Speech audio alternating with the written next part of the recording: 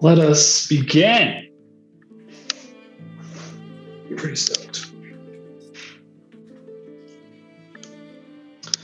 We open flying high above sweeping grasslands, rushing past the familiar city of Bray.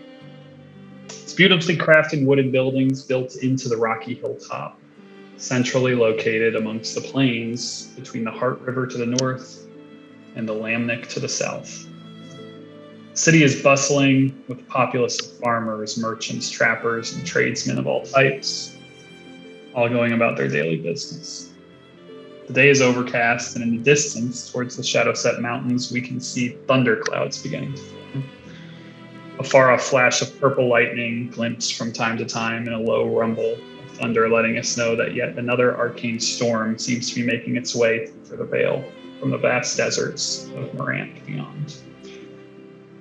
We continue our flight north, rushing down as we approach the Hart River, where we fly across a small stony bridge and hurtle into the thick, tree-covered lands of the mighty Lamnick Woods.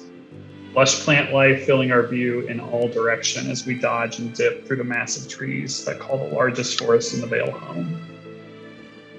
We slow as we approach a small stream. The water is weaving between large boulders and wending through the creeping tangle of roots of the famous Lamnick oaks.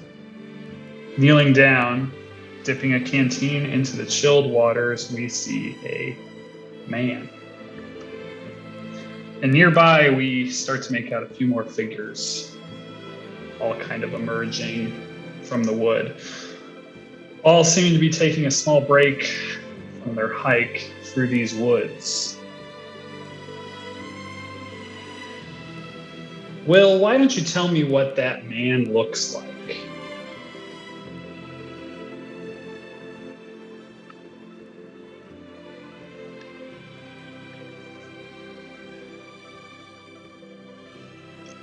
As he stoops down and reaches into the water,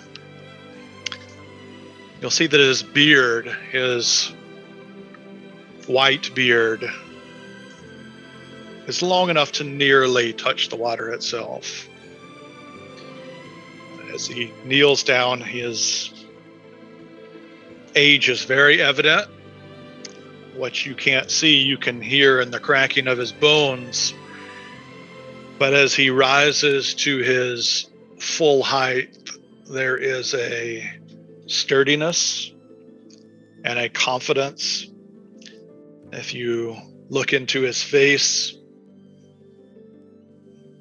you might, on the surface, see weathered skin, but immediately caught by a really strong vigor that can only be portrayed by somebody with a very strong purpose, a very strong why.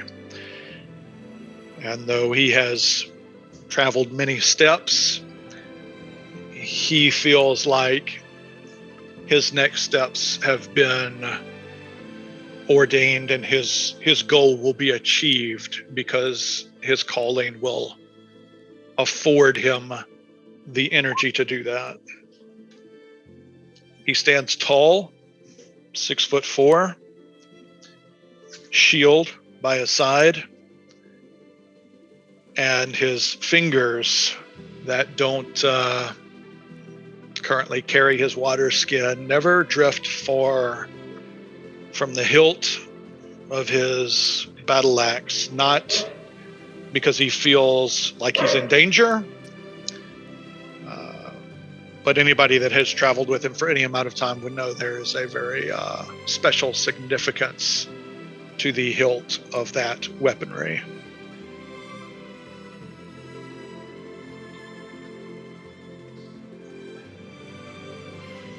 Stepping out of the forests nearby, kind of following suit, maybe has scouted around a little bit. Nate. Popcorn Nate. Who do we see? Popcorn Nate, huh? Truthfully, I've not had as much time as I would like to get into everything. I believe I owe Croft an email. But you do see rather lithe Fey elf or Eladrin. He currently is in his spring form, so he's very kind of lusciously green, has some flowers kind of coming off of him, and it kind of weaves in quite naturally to the shining breastplate that he's wearing. On his back is kind of a pretty ornate quarterstaff, which you can kind of see the designs of the four seasons sort of carved into his staff there. But yeah, that's what you see. And generally always following close behind or in front of this character. Croft, what do the people see? People see a goat-like centaur in wild, shaggy, salt and peppered fur. The human torso part has a set of armor over it, and wherever fur armor isn't covered, does not cover the skin, it's like this kind of darkish bronze, and can see all sorts of like little trinkets and charms tied into the armor. And resting on one of his shoulders, he holds a lance, and a shield dangles to the side.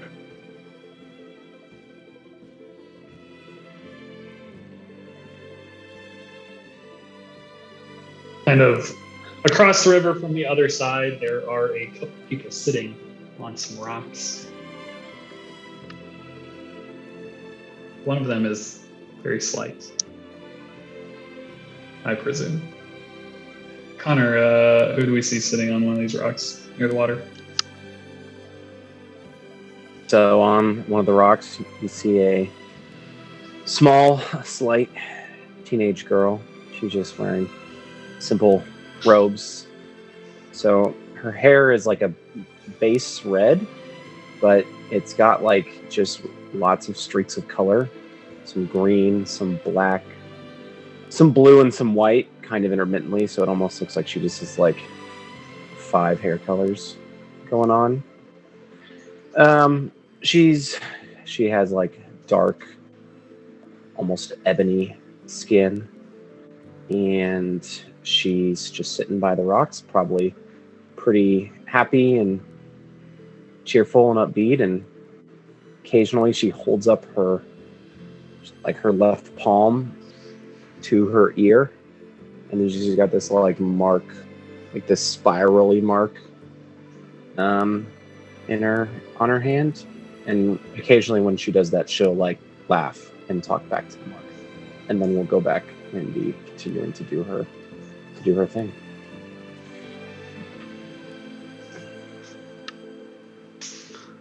And sitting nearby, Marshall, who do we see? So the comparison between Brett sitting next to Maddie, right? That's the name, Connor. Is quite stark. Brett sits at around 6'5", 6'6", 260, 270 pounds, just thick, super long, luscious hair, blonde at the moment, that is done up in a ponytail, and he wears leather armor. He's got a couple tattoos on his biceps and on some of the chest area that's exposed that you can see. And he is just sitting there playing an instrument.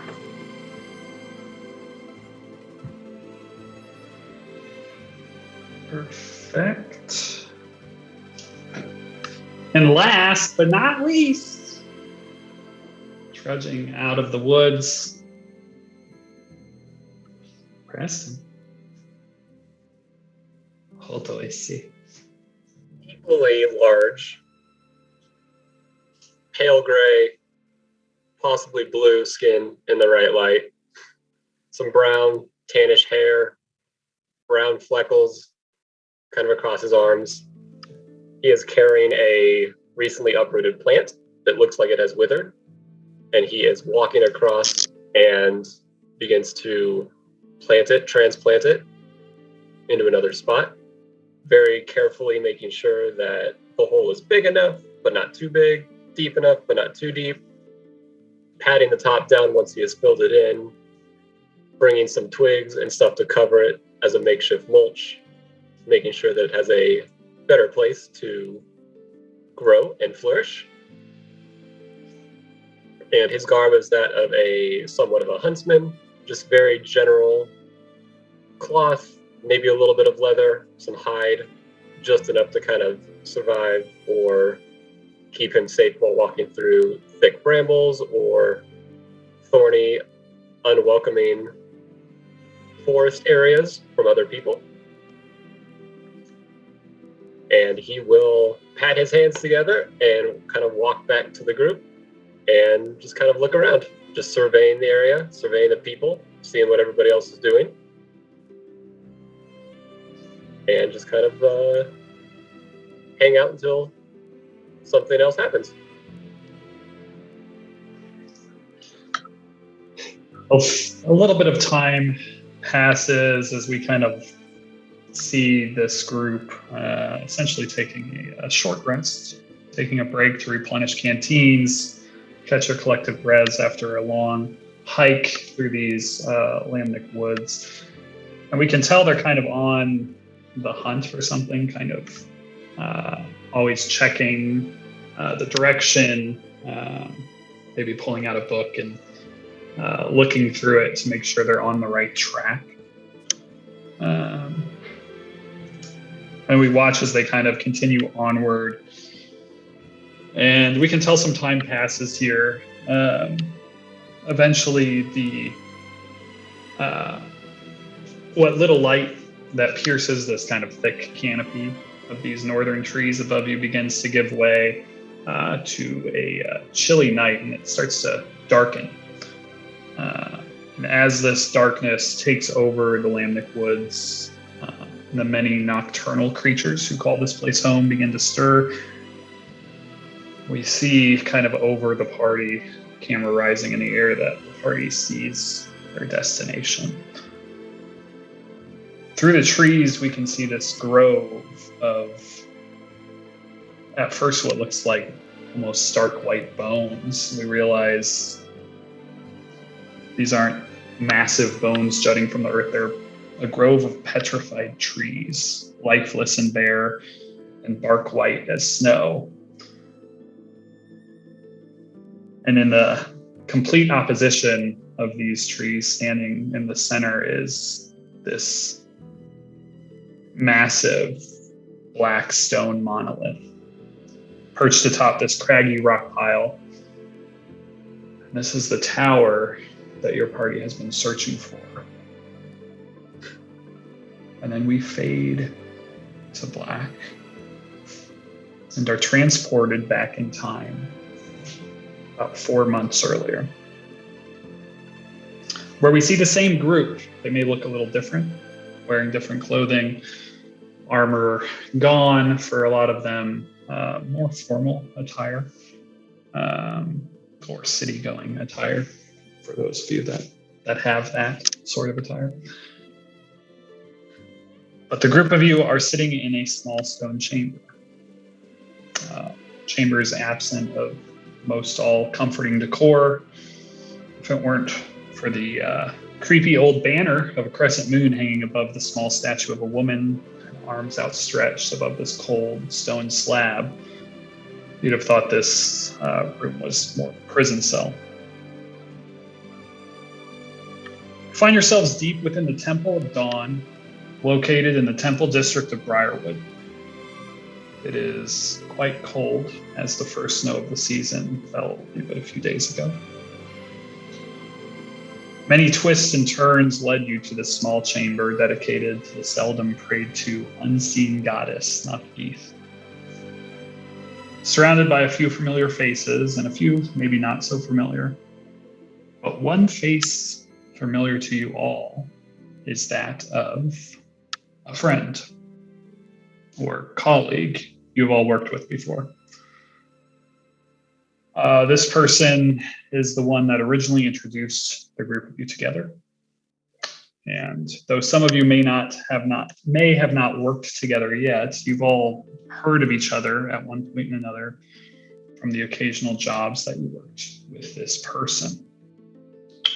So I have the question of asking to all of you, what can you tell me about this NPC? This person that you all know? This person that may or may not be the impetus for bringing the group of you together. Race, subrace, gender, age, what they did before they were an adventurer. What were they like? How did you each meet them?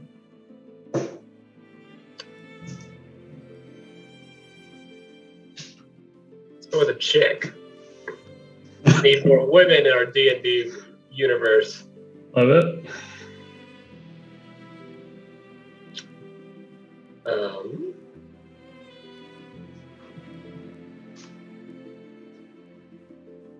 Let's say she was a scavenger who got a little bit turned around while adventuring through the woods and had to be assisted out by a certain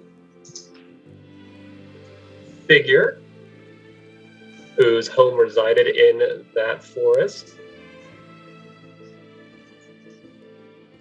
And that's how she would have met my character. Love it.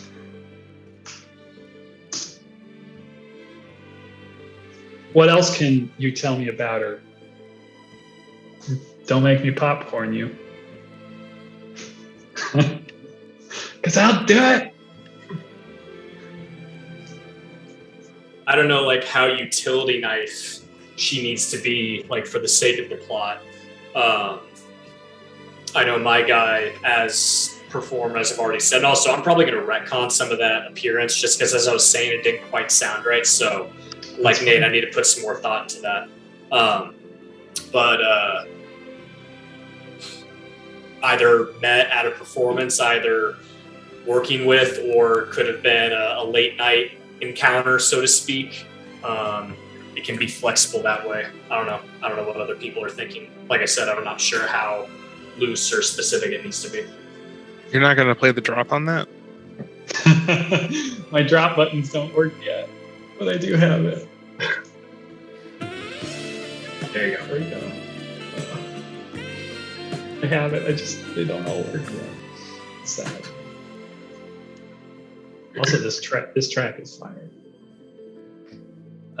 Will, when we upload these, there might be YouTube. they're all royalty free, but we might have to attribute in the thing, I think, in the description.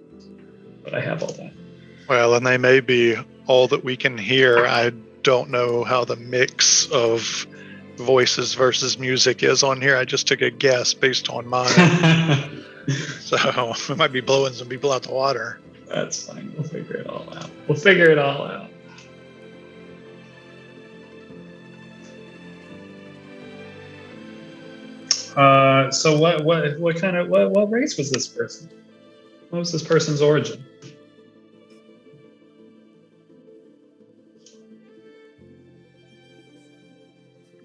I guess I'm curious why we're in Krizik. Well, I you feel ain't like- in Krizik yet. True, but like, I'm assuming this person is somewhat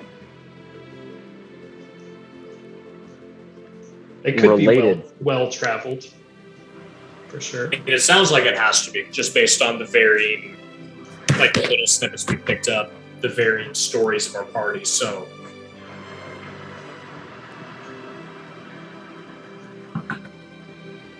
because I feel like confident, or I mean, for Maddie and Brett's, I would assume it was like how Marshall had said that this woman had seen our performance at some point, and then for whatever reason decided to recruit us.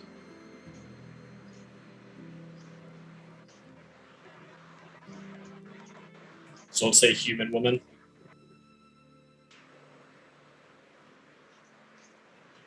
Very open-minded. Human woman. Sure. Love it. Perfect. 30s. 30s is good.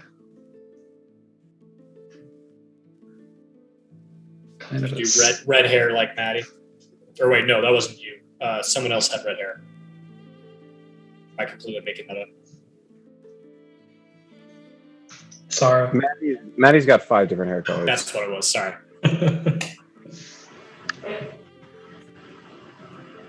She's going through a rebellious phase. Her parents are hoping she'll grow out of it. She will tell you that it's her hair has always been like this. She doesn't dye it. It's red. Yeah. Although she has 5 different hair colors and like an industrial piercing in her left ear. So, but also will tell you she's always had that piercing. A little bit of punk rock. Yeah. All right, so we know this person was kind of a scavenger of sorts. I'd say let's elevate it a little bit. Like, Famous adventure. adventurer, archaeologist, There you go. treasure hunter type person. Yeah. Maybe that's what she wanted to be. I assume that she's somebody that Croft and I have done a job for before. Like she Okay. hired us to do something. Bit of a patron, possibly. Or at least needed more members in her group. Maybe that's why she ended up coming to approaching all of you at different times for different things. Maybe at some point she needed to get close to certain people and hired out a performer to help her by those means. And definitely need some help finding her way through the woods at some point. Get escorted out by I don't remember what race you said you were over there. Fearbold. Say again, Bartlett? Fearbold. Oh, gotcha. Sorry. Yeah, so I think with that connection, it's more she got lost. Of course, being his home, would have seen her as an intruder, would have taken steps to basically get her away. She probably would or would not really be able to get out because of how lost she was.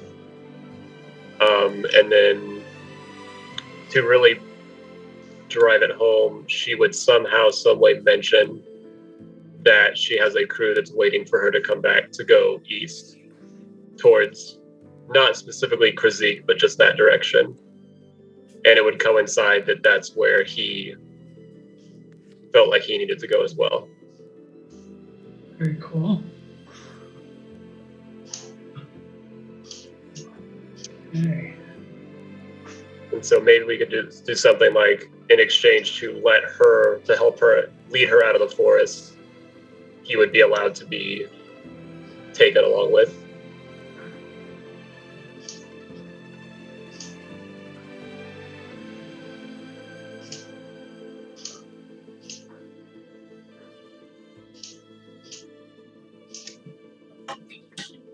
Don't mind me. Just setting up these terrible tokens. You're gonna love them, you guys.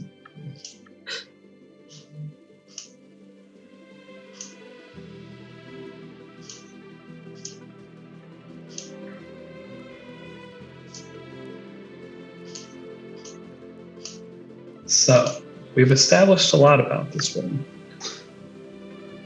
Except her name. Who's got a generator up? Who's ready? What is her name? What race was she? She's human. Did we say human? Yeah. Okay. At least she presents human. I'm looking up the top baby names of 2022 and trying to I find love the it. most Good. ridiculous one on here. Bring it on. Let's go. Rona.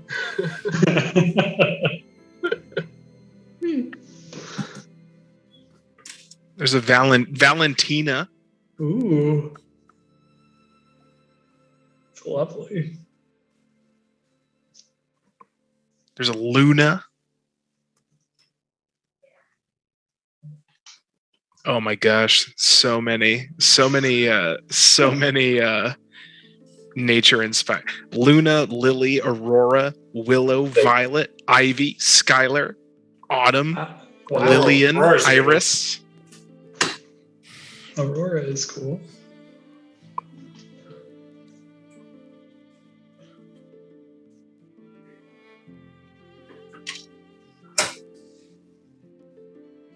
I'm thinking our comparison is Karen Gillian.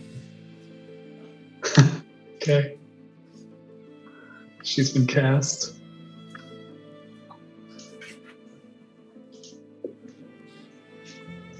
Can't believe we had the opportunity to make her a Loxodon and we didn't take it. Should have said it.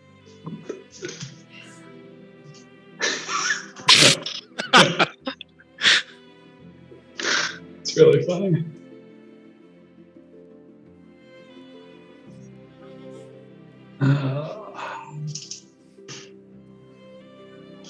Is she a single name type person? Just Aurora?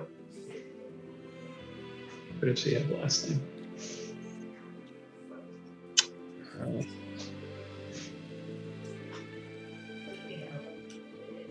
Let's see if we have a last. Oh, we've got a last name generator.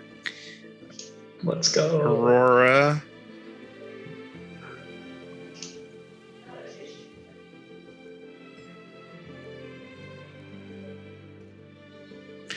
Write me some last names.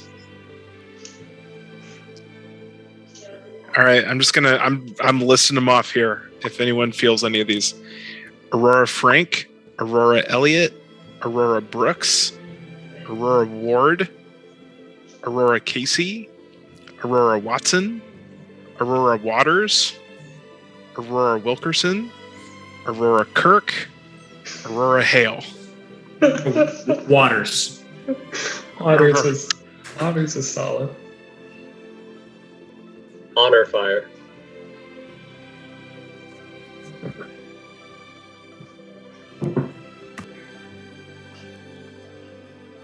Okay.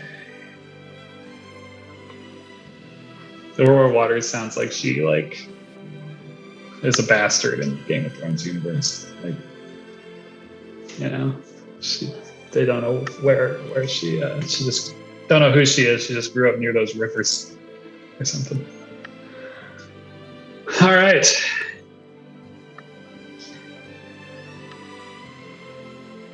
Aurora Waters, human, female, 30s or so. She was kind of a treasure hunter, archaeologist type. Went on a good many adventures with a good many different amount of crews that she usually always seemed like she had kind of. She was always the one putting these crews together. She was always the leader. She was always kind of leading the way in all of these crews. And some of you probably met intermittently through that time. Maybe not all of you together. You probably met some other random folk because, everybody's got to make a buck in this world one way or another. And maybe you didn't go on the adventures, but you met her and some of her people that went with her in taverns afterwards. You interacted with them, you talked to them. Just kind of a small little circle of people who all kind of knew each other. And a few of those other people are in this room, this stone room in the Temple of Dawn, in this little room dedicated to Nothgeeth. All of these people are in this room, including Aurora Waters, is her name.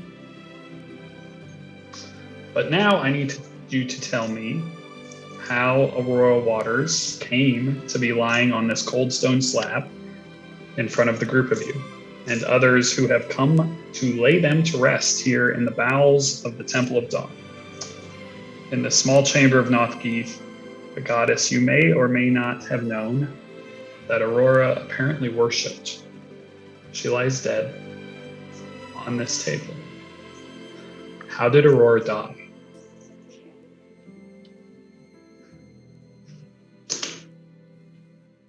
Maybe she did a poor Indiana Jones.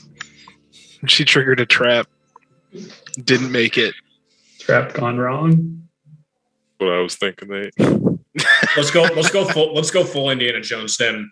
Betrayed by someone in her crew that Ooh, okay. that triggered the trap. Mm. I'm really into that. Someone didn't throw the whip. Do we know who this person is? I don't Or is it a you would- mystery? I just mean like It's is a it- Loxodon. It's Oh, it's a Loxodon. Said that it was a Loxodon. Our only clue. I love that. All we It could was see was the he was trunk new. tracks. The Loxodon was new. He hadn't worked with any of you before. But some of you knew that he was there. And when whoever was out with Aurora on this specific adventure, when she was brought back, it was said that the Loxodon did not return. And the blame was thoroughly placed upon this mysterious Loxodon. That is good. I'm glad that we got the Loxodon in there somehow. And then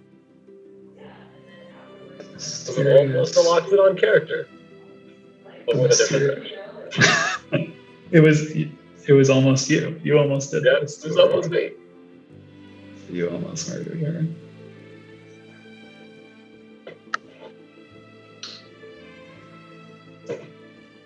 After the funerary services, you find yourselves the only ones left in the room, the group of you. The other friends or acquaintances have left at this point, and only you and Aurora are left in this room. She looks peaceful lying there beneath the small altar of the unseen goddess. There has to be some amount of frustration and anger that you may feel towards her. Maybe not in this moment, but in moments more recently for their refusal to return. You had always heard that a soul called back to its body was given a choice. Stay wherever they may be within the plane ethereal, or answer the call of the divine energy that would draw them back, giving them another chance at life. Why would Aurora refuse the call to return, leaving so many of you behind? After a few moments, a shrine maiden of Nothgeeth enters the room. And after seeing the group of you are still here, she solemnly kind of bows her head. I am very sorry for your loss. I did not know them, but they knew the unseen goddess well. It may not bring you much comfort in this tough time, but I must believe that she will find their lost soul on the plane ethereal. It is an abomination that one would deny your dear friend their solemn right to rest eternal. And her head remains bowed in reverence as she gives a small bow and spins to leave the room. The camera then slowly pans over the unmoving body of Aurora, slowly moving from the chest towards the head in a very Jon Snow style shot, just begging for poor Aurora to suddenly gasp for breath, but she doesn't. We see as each of your characters' faces kind of looking on those of you with maybe higher intelligences begin to ponder the curious words of the Shrine Maiden. She, Nothgeeth, will find their lost soul. One would deny your dear friend their solemn right to rest eternal. And then we can see a nearly invisible, shimmering arcane glyph. Maybe not totally visible to everyone in the room, just kind of shimmer on Aurora's forehead. And then what follows is a four-month montage of the group of you seeking to understand what exactly happened. Why this glyph exists on this corpse, and why the glyph that you soon to understand is called the Glyph of the Soulless is responsible for somehow stopping your friend here, Aurora, from answering the call of resurrection by divine magic. In this cool montage, we see each of you in your own element, maybe at libraries, temples, taverns, government buildings, maybe in fighting pits, who's to say, searching for answers one way or another. Books scoured, random guards likely charmed and bullied into giving up what they may or may not know. We see scenes of some of you working in small groups and others individually, sneaking through wherever it may be you're sneaking through. But over that time, the group of you gets to know each other, interacts all together, kind of just becomes more entrenched in finding out what this bigger picture is, what is really going on here. And eventually your contacts and, your puzzling ways, you're led to this. A black stone monolith hidden within a petrified grove of trees in the Lamnic woods. Inside is said to be a cult that worships at the altar of undeath, with a necromantic leader who holds one end of a connected thread to this forbidden glyph of the soulless that you've been researching. A glyph that has the power to stop those who have passed from returning. The same glyph that stopped poor Aurora from returning to you all, their soul damned to be lost forever.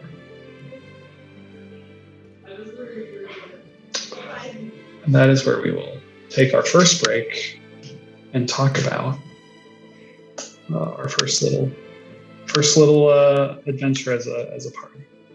I mean, not your first, but our first together. It will never go away. Forever remember.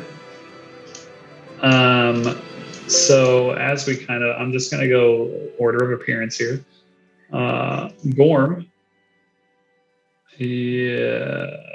Dark vision? No dark vision? No. Wonderful. That's easy.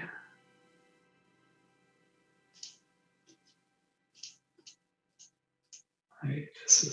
These are, I don't even know if I want to link them to your sheets. Just for tonight, if it comes to it, handle hit points just on your character sheet, or write them down on a piece of paper for all I care. This is a prequel during the prequel, obviously, because you all are going to be on that boat, so you can't die, obviously. Or if you do, something miraculous is going to happen. So, take advantage of that, I guess. Or don't. And really tempt fate. And maybe you will die for real. Who's to say? But the hope is you're all going to be on that boat, and I'm the asshole that's doing a prequel during a prequel.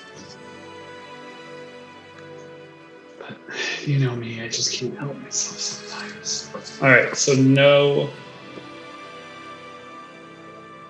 Mythos. Dark vision? Yes, sir. Norm dark vision, like 60 feet or whatever. Yeah. He got that elf dark vision. Oh, I gotta give Gorm like 5 feet or it's fucking unbearable. I forgot about that. Let's just do that. You get 10. You get 10 for this. This isn't your real token, you know. Whatever. Gamos. No dark vision. No dark vision. It's like what you love to hear. We all have dark. We all can see.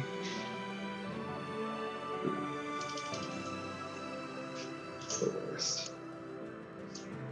I'm gonna do this right. Who's to say? Maddie. Maddie does not have dark vision. She will have light cast Okay, cool. for whatever that's worth, or if that needs to be done now. That is good to know.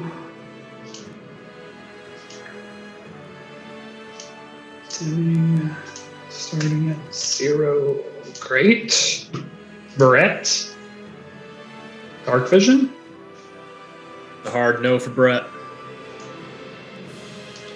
Too many clubs, man. This is great. Maybe he does have dark vision because he's been to club all his life. That's true. Yeah.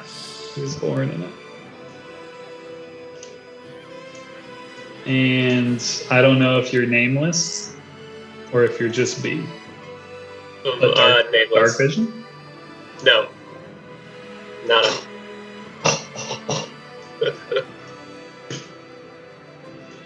Wow. You'll love to see it. I'm giving all of you that don't have dark vision 10 of them. So if it even fucking works, I don't know. And then the rock. The rock has no dark vision. Oh, that's fun. Well, not the mythos. Not the mythos to totally not work. Totally not at work.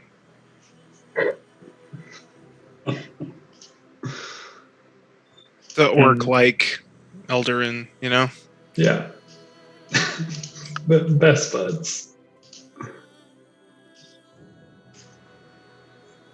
Okay. I mean, these tokens are kind of fun, but just not very descriptive of what's going on.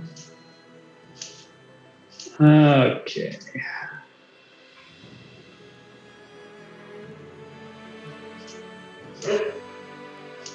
Did my tokens work?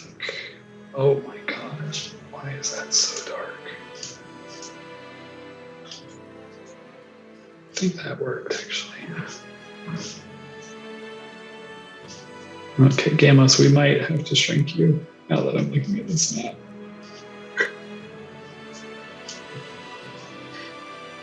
Okay.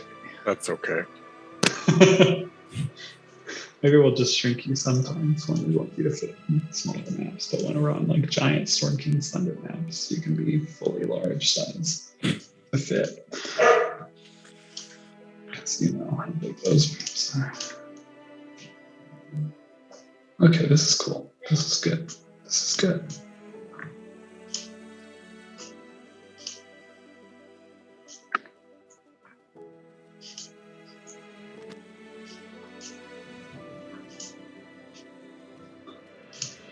Oh, okay.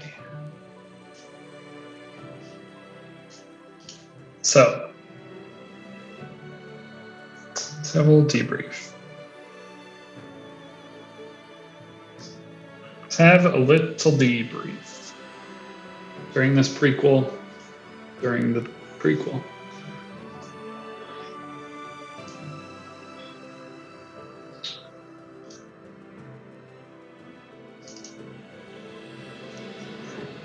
Your group has found yourselves here at this monolith in pretty deep within the Lamnic Wood. The northern part, kind of near Bray, or nearer to Bray, I should say. And you are searching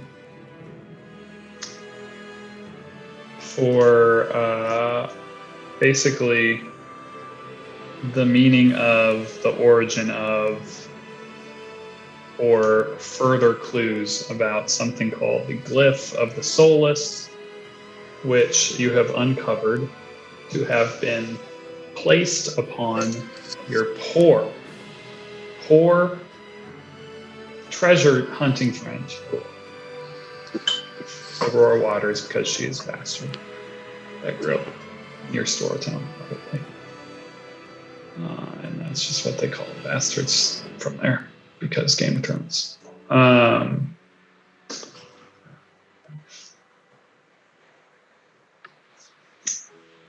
Some of you knew each other, probably even before meeting Aurora. Maybe some of you met through Aurora.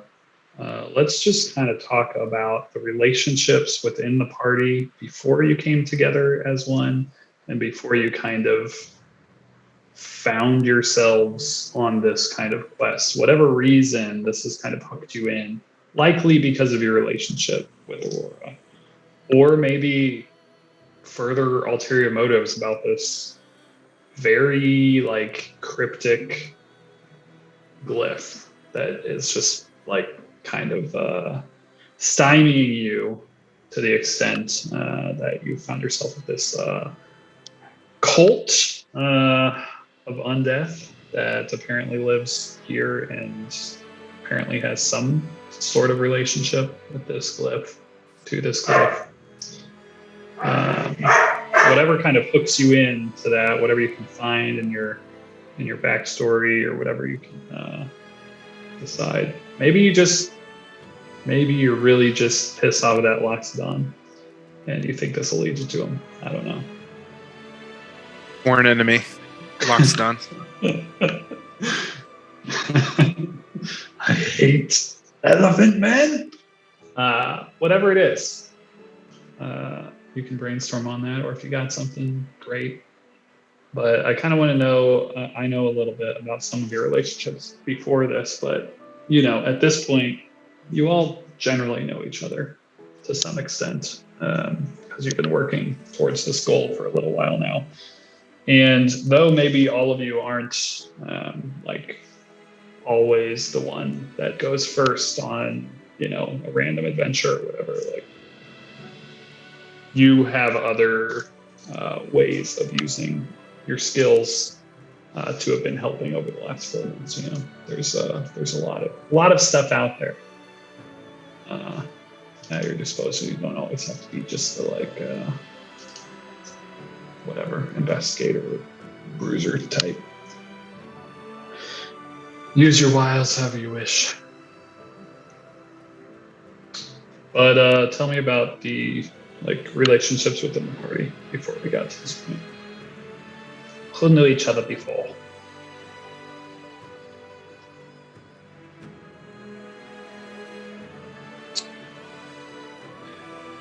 I can start. At the time of this, Maddie and Brett probably would have been traveling together for about 2 years, give or take. They would be really part of Brett's performance as as a bard, and Maddie can do some kind of cool tricks, including blowing fire or acid or lightning out of her mouth like a dragon. And so that's and it's just a bit of it can be a bit of an acrobat, and just sort of add the accoutrement to that. So so they're they have a good relationship. Brett's older. It's not exactly like father-daughter, but Maddie looks up to Brett, and I won't speak for Marshall, but I would assume that Brett, after kind of looking after this little girl for a couple of years, feels some sort of hey, nobody else is watching out for her, and even though she's like pretty capable, it's still not good that like a 12-year-old's like roaming the street, you know. Just based on like what Marshall and I have talked about, which isn't too much, how I could envision us getting hooked into this is that like, you know, maybe this was like a big fan, you know, this is Mrs. Waters was a big fan of the show or had seen us a few times, or maybe it was even a patron, if she's sort of a patron, and maybe had like hired us out, you know, for some extra cash to like go with the group once or twice. And then Maddie in particular would be pretty affected by her death. And if you're around Maddie for not that long of a time, you'll hear her call herself the hero who's going to save the world. That is like how she views herself. And so she would be like, how am I going to be the hero who's going to save the world if I can't like avenge my friends or find out what happened and defeat this cult or defeat whatever's going on here. So if there was like, you know, rumblings or word that like, hey, we're going to go to investigate this, like Maddie would be very, very, very interested in going. And I don't want to speak too out of line for Marshall, but like she would like, I could almost envision her like dragging Brett along of like, she's like, no, like I have to go be the hero and we have to go figure out what happened. We have to go defeat evil. And Brett's like, fine, we can go do this. But like, then we're going to get back on the road. Yeah, we have a tour date coming up. You know. That 100% checks that Maddie has brought Brett, and Brett does care for Maddie and appreciates her just as a person, but also she's a great roadie and she's a great addition to the show. So there's a lot of value add there, and Brett has eyes for stardom. Yeah, happy to, you know, fan that obviously want to, you know, help there and do good, but his heart is for the performance. Luckily, you can hit Bray on the way. You know, That's why this works. It's an easy show. That's why this works. Been there a million times, but they're very easy to please. Like, you know, yeah, it's not a Briarwood crowd. they have a good amphitheater. I love it. That's cool. My six-legged crew. Tell us about your relationship. Well, I believe Mythos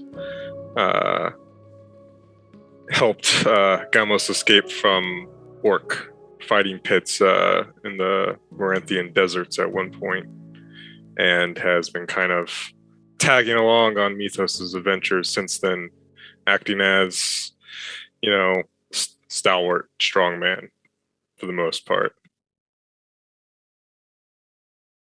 Super. And super into that. we co-own a business. Needs to be named, but it's essentially a planner adventuring guild, planner detective agency. You know, if you've got planner or planer. Planer. Okay.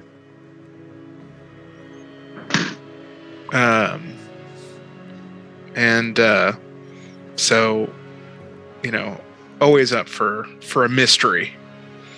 You know, Love a good mystery. You know, at least Mythos would have been sad at the loss of a friend, but he's more interested in just the mystery of it all, trying to unravel all of that, and then he would just drag Gamos along. Yeah, Gamos doesn't understand a lot of the extraplanar stuff. That's all above his head, but believes Mythos good people and believes in his inquiries, his inquisitiveness. Amazing.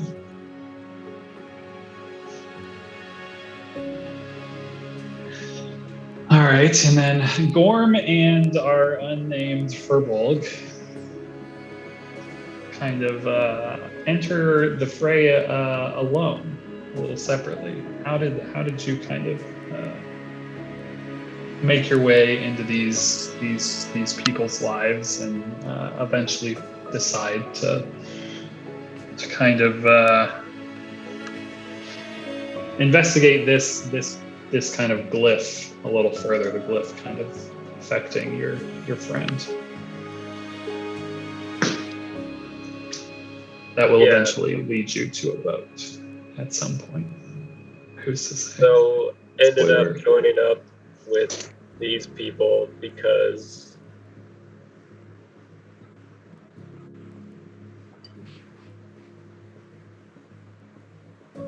so we'll go with Aurora had talked about a party that she was getting together that was potentially presumably going east. Whether that's actually something she would have said or not, it's up to you. After her death with the anti-soul symbol, that would have also piqued further interest for my character relating to spiritual, soul-like related things. And so it would have been worth checking out to see what exactly it is, how it works, that type of stuff.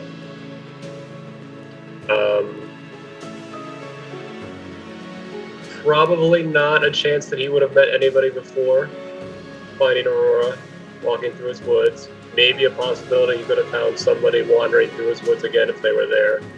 I was going to say the Lamnac woods, but then you threw the big giant black pillar in there. And if those people were there for a while, it would make sense. But if they had just somehow gotten took up camp there. Well, the Lamnic is a very big place. Right. And it's But even being a bigger furball, of a place Yeah. because it has a kind of connection to the Feywild. So there's possibility that okay, that's fair. This It's place either the could Lamnac have Woods been hidden. or either the Lamnac Woods or I do the woods above the mountains that I can't remember. And the Vale. oh yeah, that's also cool. Either or. Labyrinth Mountains, Yeah. the Labyrinth Woods over the Shadow Sets is also very cool. So if someone wants to come up with a reason they were up there, cool. If not, no worries. I mean, I do kind of enjoy the idea that maybe this is the first time you met everyone was at the funeral. Right. You knew Aurora, and you kind of ended up getting brought in by that, and then your hook being the uncovering of this glyph. Yeah. That really piques your interest in all of this, and seeing that these people kind of stuck around and want to figure out more. That's kind of a way to kind of Uh-huh. attach yourself to them. I kind of like that because that's a really a good angle for your character. The spirit part. How about old Gorm? Gorm is Just old. on old. Pre Aurora, it's possible but unlikely that he would have come across any of these adventures. But when he met Aurora, Gorm believes very strongly in the ideals of doing whatever it takes to be a conduit for the world that his beloved wants to usher in.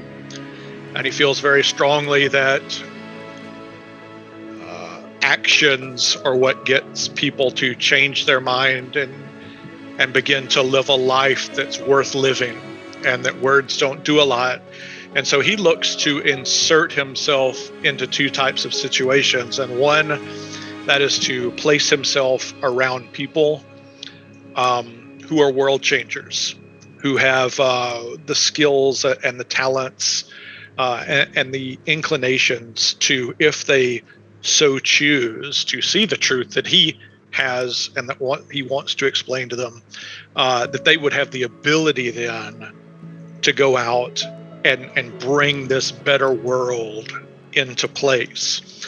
And so he's actively looking for people to do that. And the other piece of that is he holds this kind of very Viking-ish belief that it's those who pay the ultimate price in battle, fighting for these ideals, that go on to glory, and that death should not be run from; it should be run towards. Because if you're a person who believes actions give a better testimony than words, what is more powerful to people than showing that you're even willing to pay with your life? And so the greatest glory for him would come if he were able to fulfill that. Part of his great sadness is that he has had opportunities where he thought that would be the case, where he thought that would be the end of his story, but he managed to pull through in unbelievably difficult circumstances where the odds were stacked against him, standing up for what he believed in against what he was sure would bring certain death, and it did not. So now he has this kind of feeling that he's running out of time in order to do that. And so he's really seeking adventure, and really, like, once he would have met Aurora and would have come into contact with each of you, if there's any kind of sense that he gets that any of your characters have any kind of ability to sway people, or do things that quote unquote normal people can't do, he wants to be around people like that as often as possible, so that he can put himself in position to be an example for the ideals that he holds. And that's probably, depending on how y'all's characters, continue to flesh out and I find out about them, like, that's what's drawing him to this group, is the idea that whatever is going to happen, whatever he's going to be called to do, it's going to happen around a bunch of people like this. Absolutely love it. That's such a high calling for what I think my character is, and what I think Krov's character is too. So good. I love it. But he's seen some shit. He's an old guy.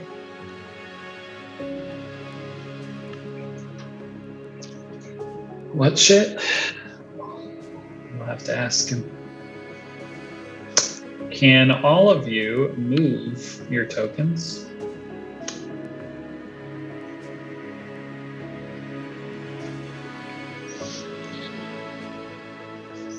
See if I broke this shit or not. Of course. He goes straight to riding on. Just a 7-foot furbolg riding on a 7-foot centaur. It's fine.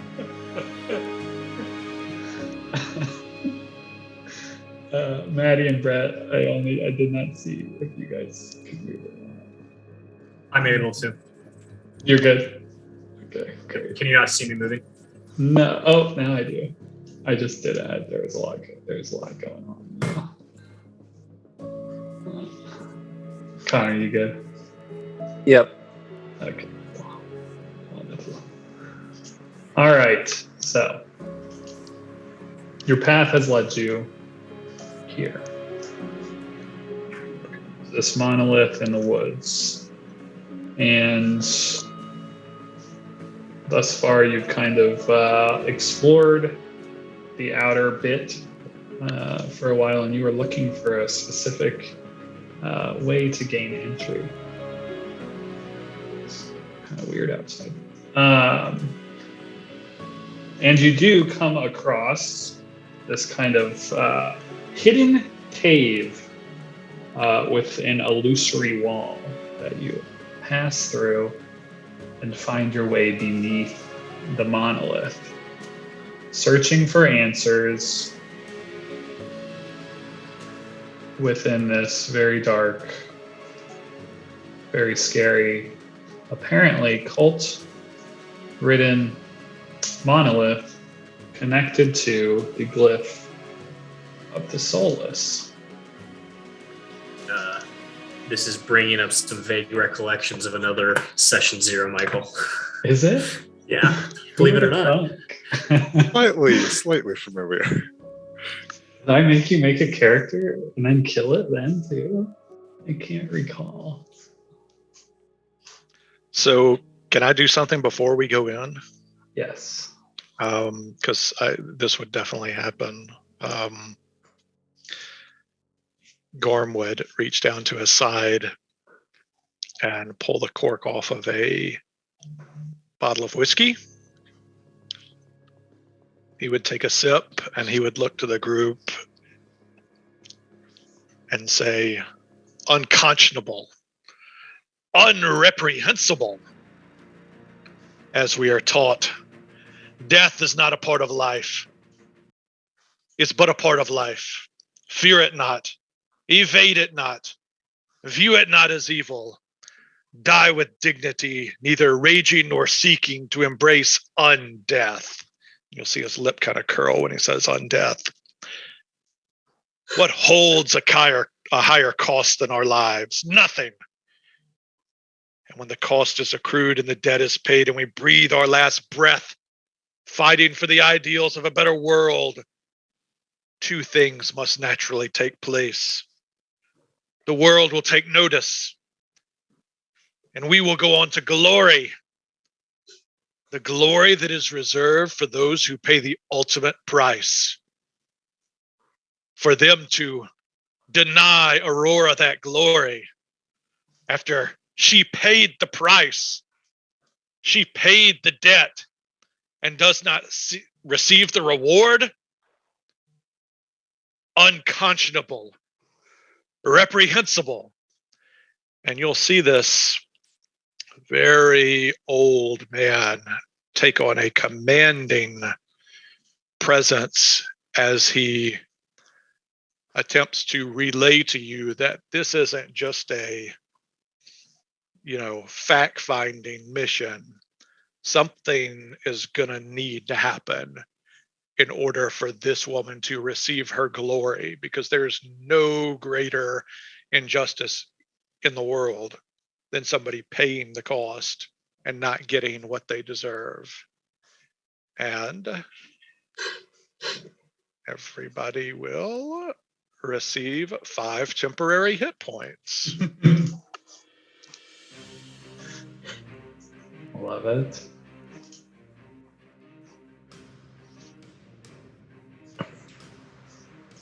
That was beautiful. Maddie, we need to later take that down. We can use that. That was fantastic. Maddie will roll her eyes a little bit and be like, yeah, I don't know. And she'll look at Gorm. She'll be like, it was a little it was a little long-winded, Grandpa, but I appreciate it. We go look at the cave now, though. Nonsense. That was inspiring, Gorm. You must recite it for me again after this. I'm going to love these two.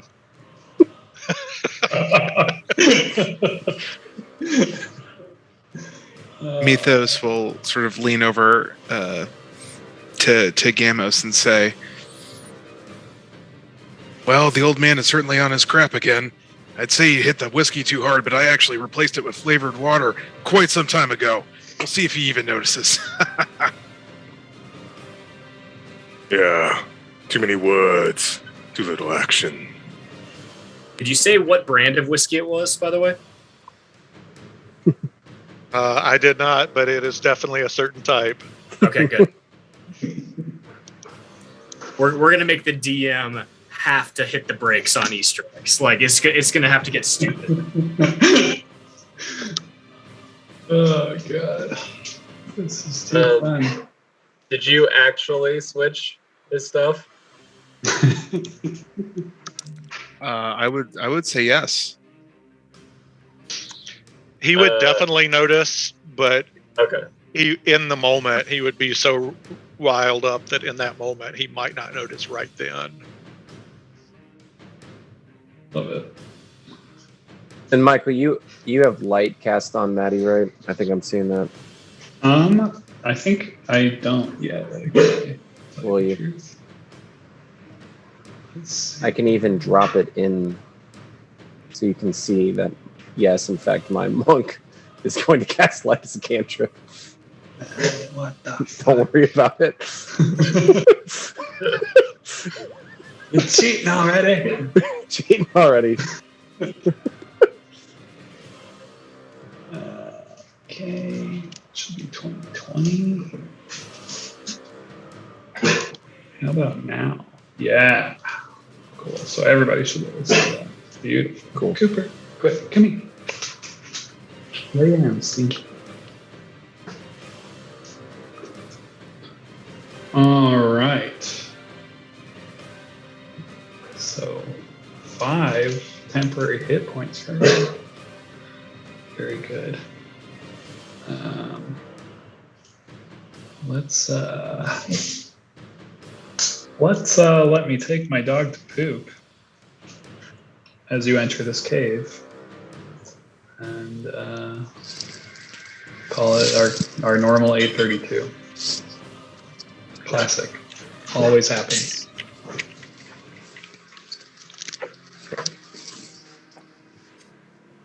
I enjoy how much the habit of switching screens has become, Michael, that you switch screens just so we couldn't look at 4 complete squares in the darkness. Yeah, it's just like... Don't you dare metagame. Compulsion. Especially in a party of, there's how many of us? 5, 6? Yeah, 6. 6. And one of us has dark vision? Yeah. All right, you don't have to necessarily be in this order you are. We're on the far right of the screen. I just kind of started moving you all in. It's weird. These tokens are so weird to me. Look how little that horse is. If I know anything about 4-legged creatures, they die first. I mean, the only thing that looks obvious, if we're like heading south, I sort of assume our marching order is going to be, I mean, Brett and Mr. No Name, I assume, will be more in the back for the casters. And I think the rest of us fight up front, right? What it seems like. Yeah, Gorm Classic would opposite burnt party. Gorm would be up front, and it would be kind of like if you're walking an untrained dog, where if anybody tried to get out in front of him, he wouldn't stand for it. Like to the point where you'd have to start walking uncomfortably fast because he wants to be the first one in the action. I think at some point Maddie would have been like, Grandpa, you can't even see. And not just because you're old. You need to help let us go. But anyways, I'm fine with this general marching order. Great. We're having fun. I can't wait. I love new parties. The dynamic is just hilarious every time. Okay. So I have some box text, which is fun. It's been a while. Box text that I didn't write. How many years has that been? It's been a bit.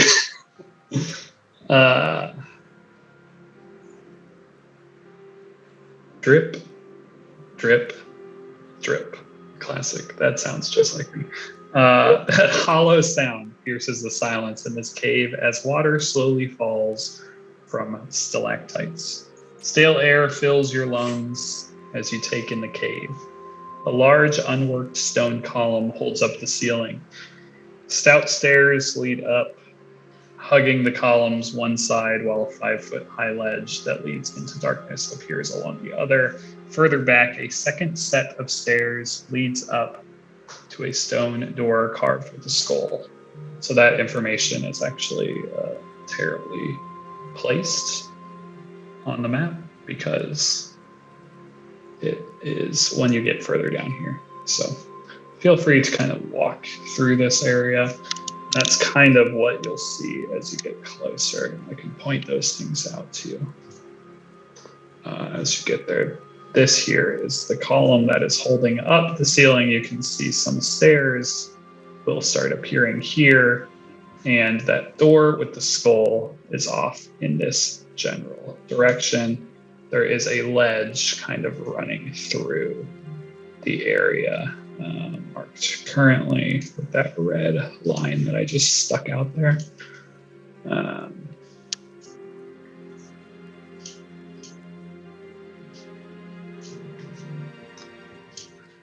That's kind of a ledge that it's raised on this far side here.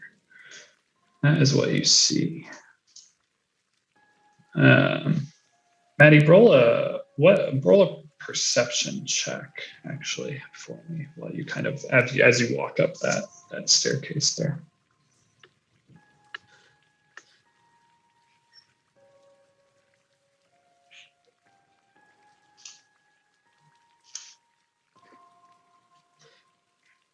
Oh, and I did have this question to Preston.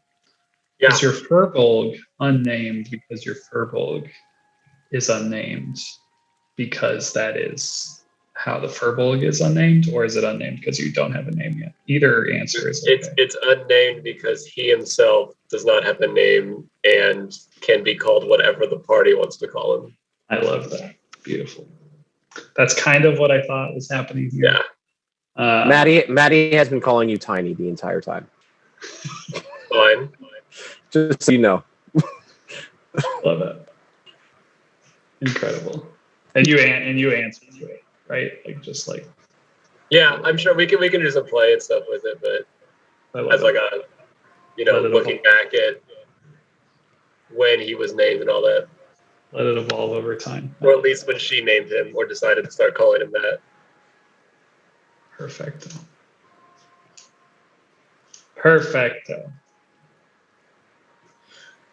All right, so that is what you see. You see a door kind of off in this general direction. And the map should be like, it's very, very, very, very dimly lit. And then Maddie should have some light. Yeah. I know Mythos. Mythos or Mythos? What you like? Nathos. Either or, don't care. So sorry, I was looking for my unmute. Would you ever just like lose your window? Anyway, Yeah. sorry. Repeat the question. I lose my cursor all the time. You like a Mythos or a Mythos? Mythos. Mythos, beautiful. And then Gamos Gorm. Brett. I think I'll be able to remember Brett, how to pronounce Brett. I'm a simple name kind of D&D character. Love it. You read I assume that you made your character based upon Brett Michaels. Oh, nice. Should I know who that is? I knew that Marshall was not going to know who Brett Michaels is.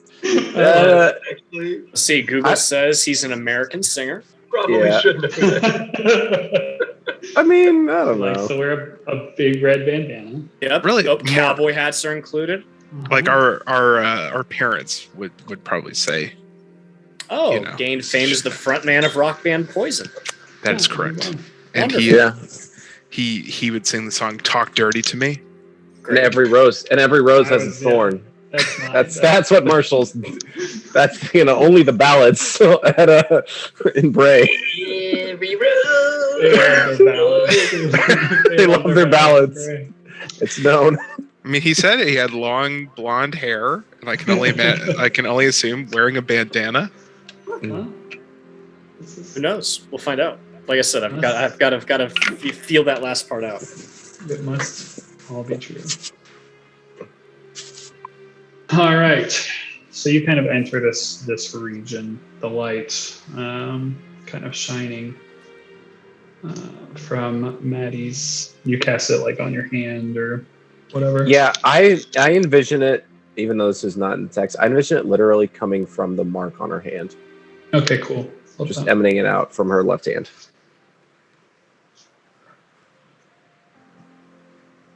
So you enter the chamber. The ceilings here or 20 feet high, if you're wondering. And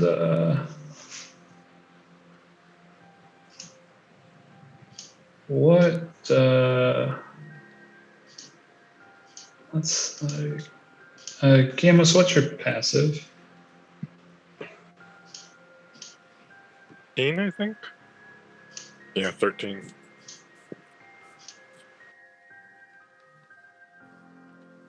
What the heck? Maddie, do you have your light has turned off on my screen for some reason? I mean, I can still see a fair amount, so I think it's on. It's more like if can everybody else see a little bit? Non-dark Tried to set vision. it to I mean, 2020. it's kind of dark. It's not like the normal light, Okay, let me see if light. I can get it. but I can. Oh, there we go. Is That better? did it. I did it on my screen at least. Great. Oh, It should yeah, be- I see it now. Should be 2020. Great. Yeah. So should have 40 feet of vision from her, which changes things a little bit, kind of. Okay. So yeah, Gamma says you kind of there's stairs below you there. You're kind of walking up those stairs, kind of covering that corridor there, and you do actually hear the sounds of like skittering. It almost sounds like something like scraping across the floor. In this direction, here is where you first hear it. And as your eyes kind of focus in that direction, you actually see that there are just like kind of the like random piles of bone on the ground, and they are skittering together and growing in a very like classic video game manner. And I actually need you all to roll. Break a roll for initiative. I'm sure I have this drop somewhere.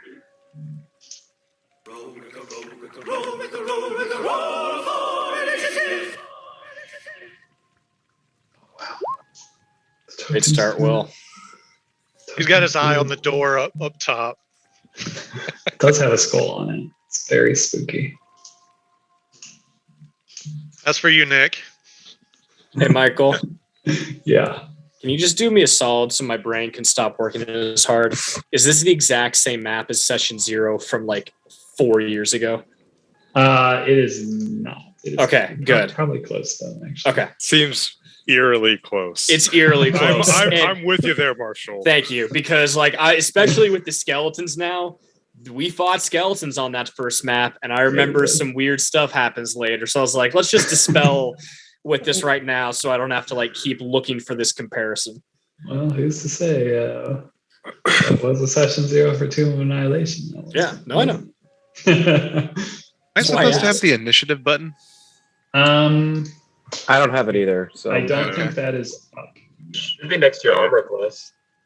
I mean, We're talking on about the macro, the macro. Oh. Yeah. and Yeah, no, it is upper- not. It is not a macro yet. Yeah. How did I make that happen? I just went to my character sheet. Yeah. That No, I mean is it wasn't that difficult, but not a thing yet, but it will be.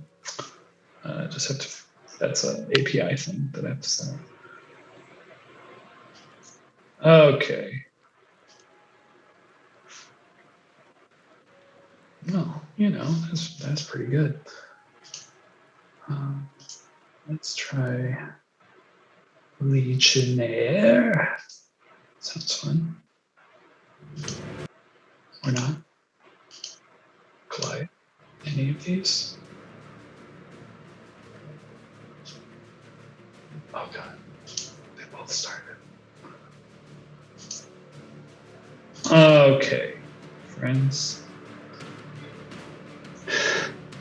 They do not get a surprise round, as Gamos was able to kind of spot them and likely alert everyone to the presence of something spooky. Amps is Ah. heard several times and readies up. It's like And, key signifier. Maddie, it is your go.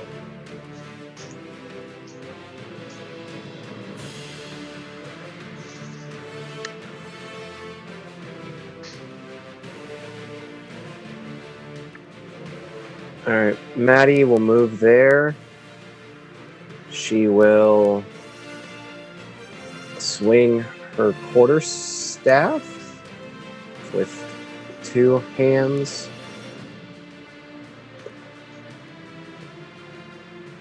And do 9 bludgeoning damage. 23. That'll hit. And then she Bludgeoning, will. you say? Yeah. I don't think Maddie knows. Smashes. I don't think Maddie knows it's super effective, but Connor does know it's super effective. Smashes the skeleton to bits as it rises off the floor. It's just you hit it, and its skull just scatters across the floor. Essentially, the dust.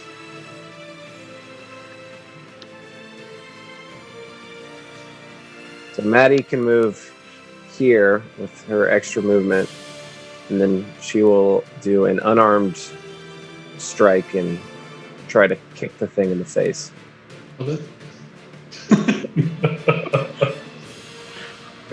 Wow.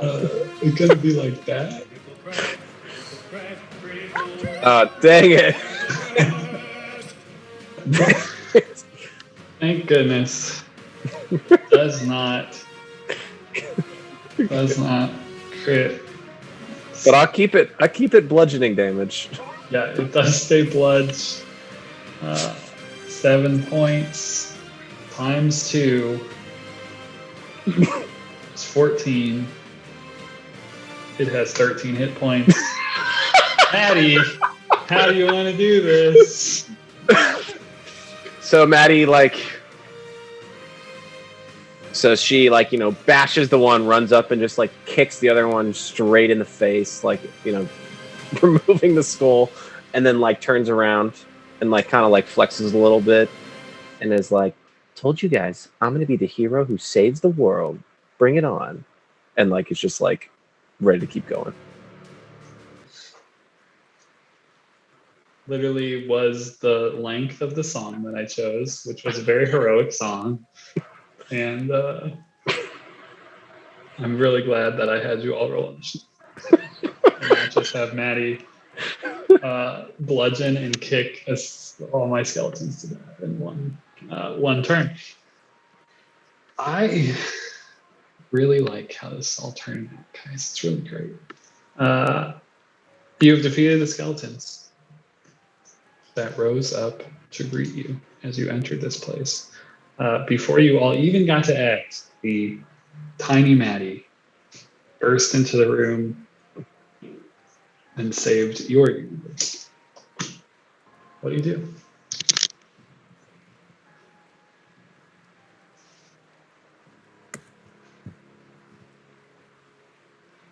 Well done, Maddie. Accurate, furiously swift. Never expected anything else. Maddie will give Brett her best bow that he's coached her on.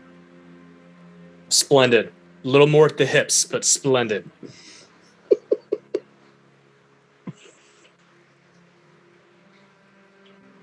There's more up here, guys.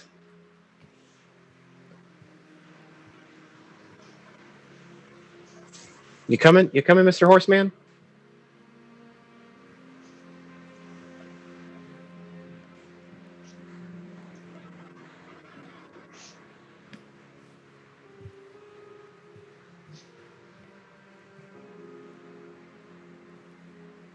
So as you're kind of moving about up there, just from this area now where the skeletons are now just literal piles of bones, you have a little better view of down below.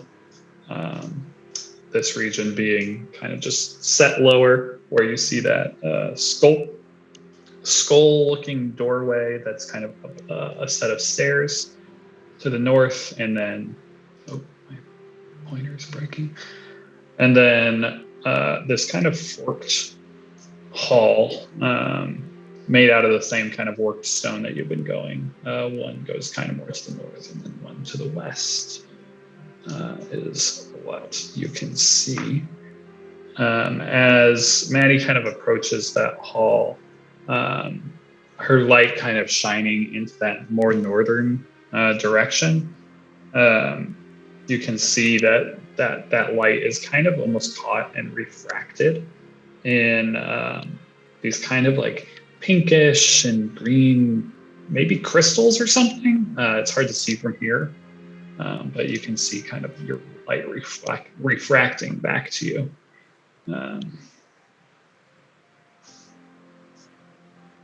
There to the north. Maddie will point it out and she'll say, Captain Detective, I found something for you up there.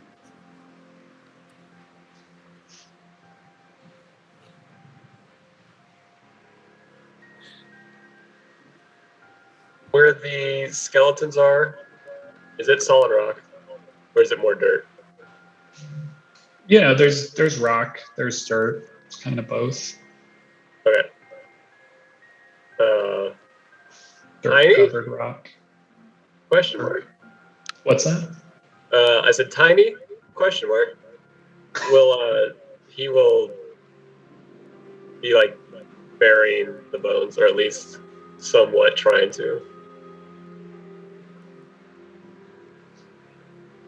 as the party does whatever the party does.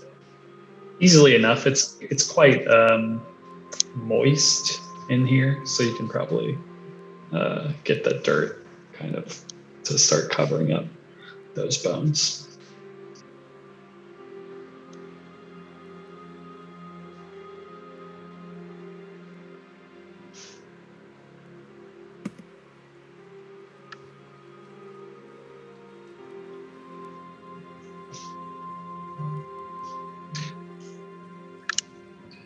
Well, are we here to fight skeletons?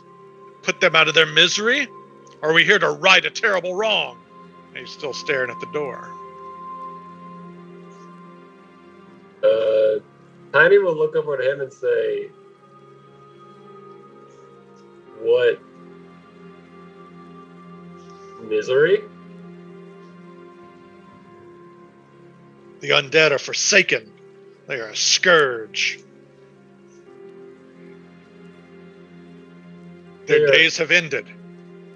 simply lost, looking for a better way.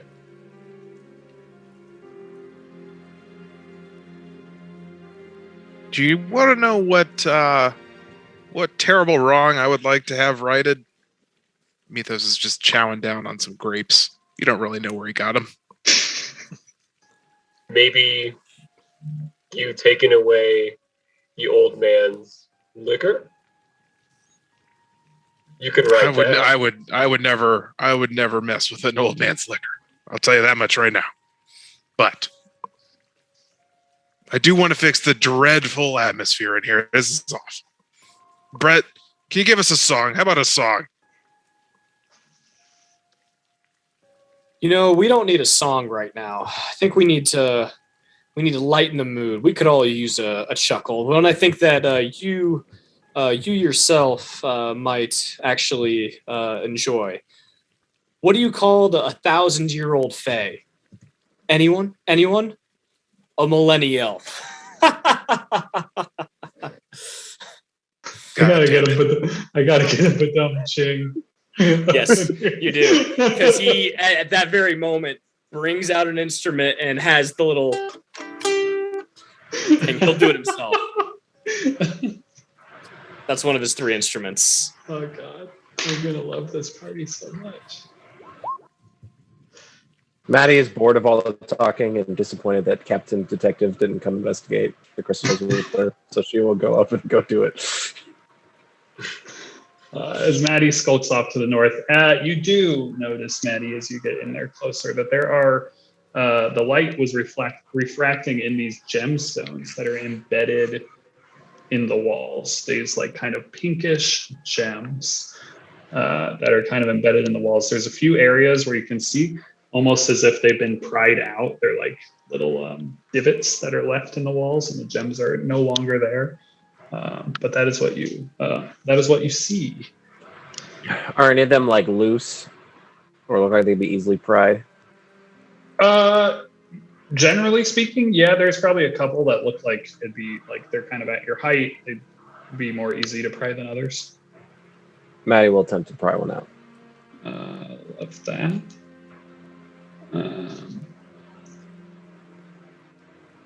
This is what causes her to teleport into another room. Make a charisma saving throw. Pretty sure it does. This is the exact same map, Croft. Wait. Hang on. So, Wait for it.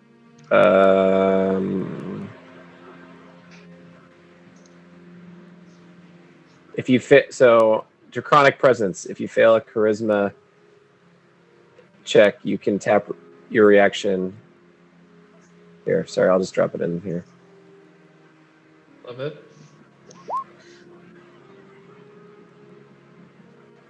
So, I'm gonna try again. Or do you? Is it only a Charisma. check? saving only check. throw. Dang it! It's Dang not a it! charisma check, which is Lame. sad. Okay. Sad for poor Maddie that she has to die this way. Who said that? Was it me? Okay.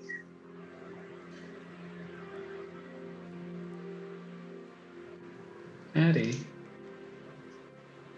you vanish. As if teleported away to some other place entirely.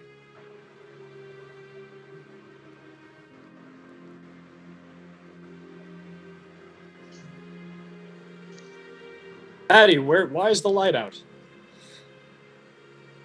Maddie? I will run it. Did anyone else roll 20? Just fucking crash! Just Gorm would run into feeling the walls.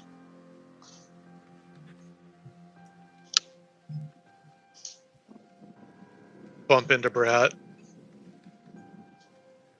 Seeing that Maddie went away, Tiny would cast light. ooh. Another light person.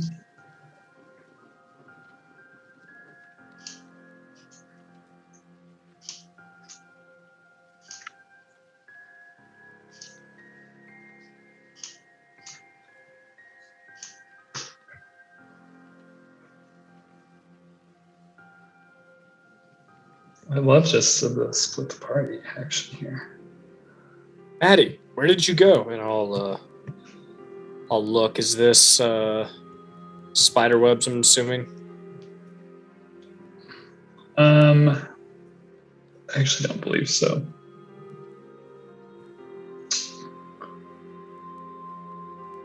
This map is just a wee bit confused.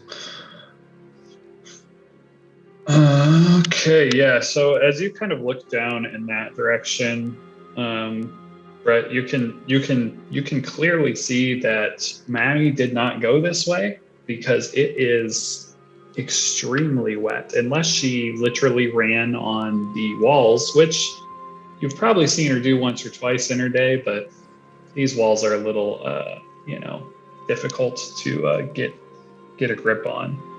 You can see that this is like real thick mud and very, very wet floor ahead. And there are no like footprints. It looks very undisturbed as far as you can tell. But it looks like trudging through this would probably, at places go up to your ankles, maybe further in this kind of mud and nastiness. I will come back, and the only other thing I see is these crystals, right? Yeah, there are crystals all over the walls in here. I will do an investigation. Love that. Jeez. Yeah, as you kind of get up close to one of these crystals, like looking at it, you actually realize that it is not a gem. It actually looks like unnatural. Like you've seen a good deal of monetary things in the way of gems over the years, and you're pretty good at spotting a fake. And this is absolutely not a natural gemstone. Man-made, something of that nature, as far as you can tell. Is the wall itself real though? Because we found our way in through this like an illusory wall. I'll try like, is it a real wall? Yeah, as you kind of touch the wall, it's rocky, it's hard, craggy. Okay.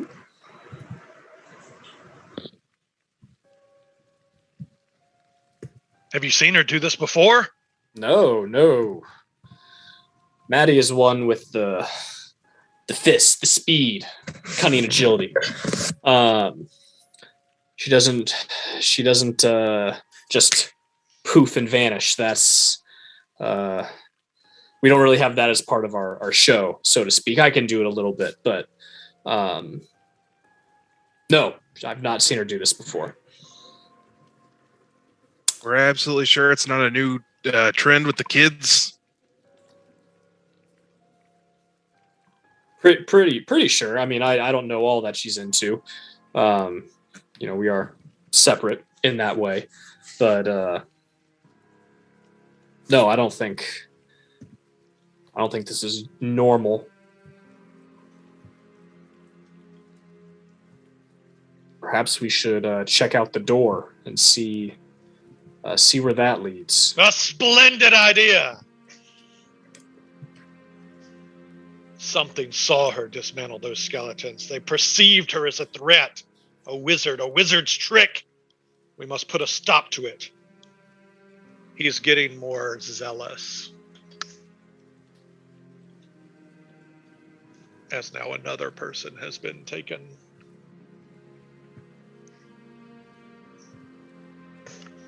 Maddie, Yep. you hold in your hand a small red gem in a very small room. One might say it's a bit like a cell. There are 3 stone walls and 1 thick metal door before you. And you see no handle on the door, which would lead you to believe that it exists only on the other side.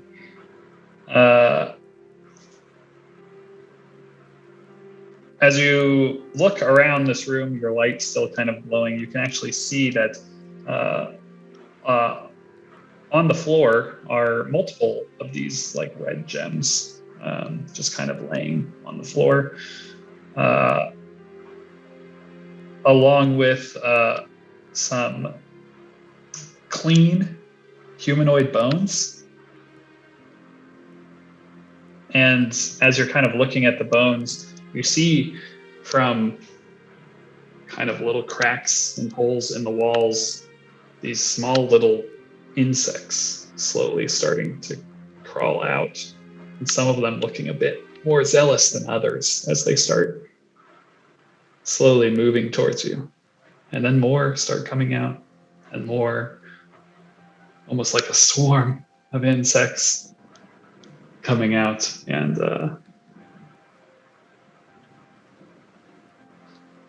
Maddie, the only person who fights things, I need you to roll for initiative.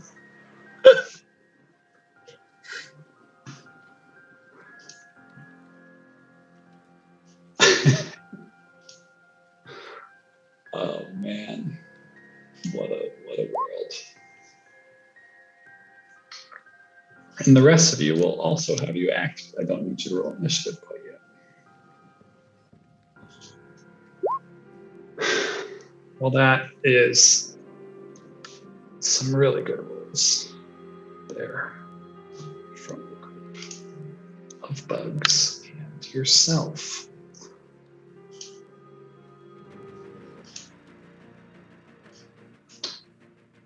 We will start with Maddie. Maddie, what do you do standing in this very tight cell? Small bugs starting to kind of scurry out from the cracks in the walls as you kind of look down and see these gemstones and bones. And there are some like other things, maybe some shinies here and there, some coins scattered beneath the bones. But the bugs look hungry. If a bug could look hungry, it's these guys. They got forks, they got knives and spoons. They're coming. So I'm technically in like a 5-foot space, right? Correct. Yeah.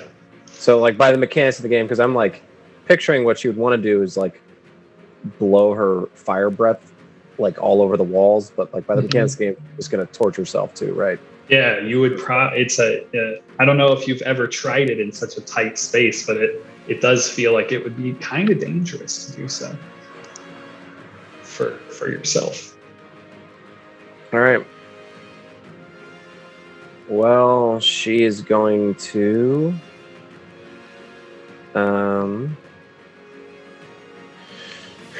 she's just going to start wildly flailing, just smacking her quarterstaff against the wall Love it. to start.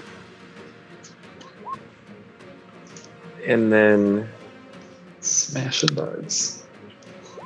she is going to frantically spend a point of key and frantically make 2 unarmed strikes. But those she's going to make it's going to be fire damage. So as she kicks, like when she impacts with the bugs, you'll just see like it just comes out as fire. Awesome. It's like shooting fire out of her foot. Dang it. You note as you're kind of first, you're able to like to scrape your quarterstaff down the wall, and you smash a few of those bugs against the wall. You kind of see the streaks of this like kind of purplish blood. And then your second, as you go back and like backhand the wall, and that like fire kind of comes out, you see you're actually able to like scare off a few more, and they kind of trickle away into the wall, doing a bit, a bit more with that than you did the first time around. But then that last one, I don't know what happens. Your arm gets kind of caught in something. It's not great. You want to roll to confirm it? It does not confirm, but maybe gives you a nice little sting in the wrist or something. Anything else that you would like to try, Maddie? No. She can't move. That's an action and a bonus action. Flailing around wildly, definitely damaging some of this swarm. The rest of them, you just can't help but start feeling them going up your ankles and crawling into you, and they will start the attack.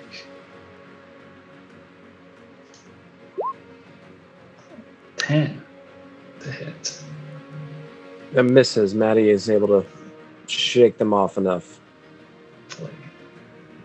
Well, luckily, that is all they have at this point. But we will move back to the crew, who are making their way, it seems, back to the main area that the skeletons were in. What are you guys doing?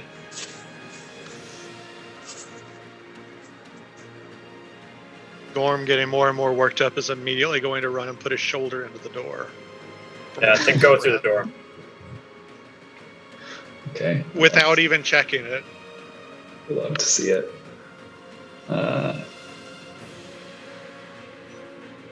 Gorm.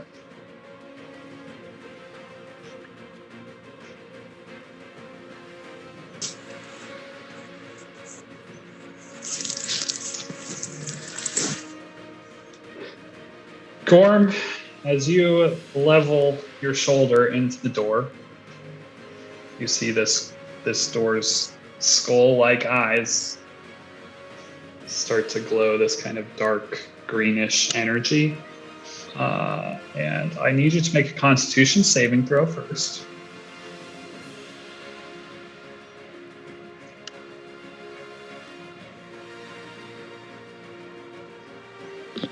One's for you, Nick. Holy hell.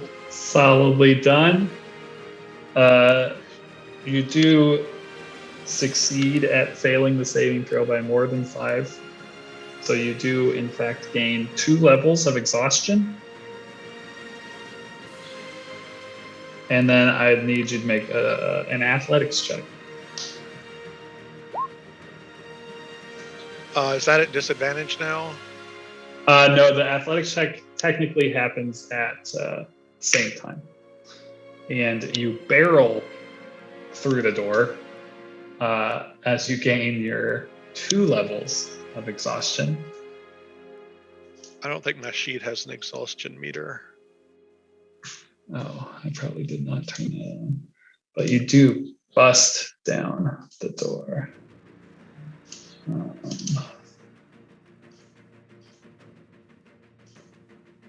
Let's see. Where is that?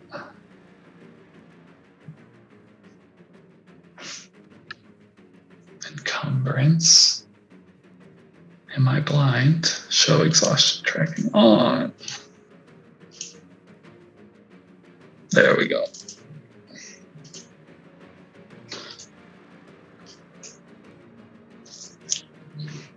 Beaut. So Gorm busts through this doorway.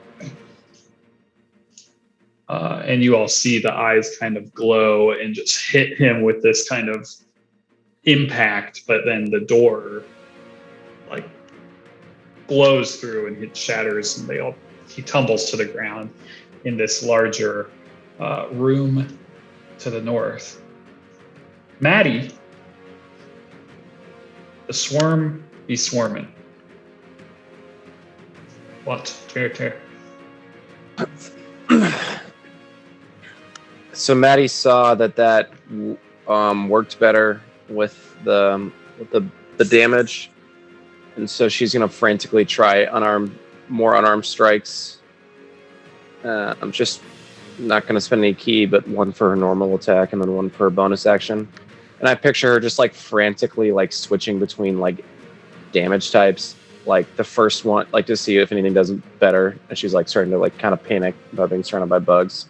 So the first one's going to be like cold, shoots out of her hand, and the second one is going to be like lightning, shoots out of her hand.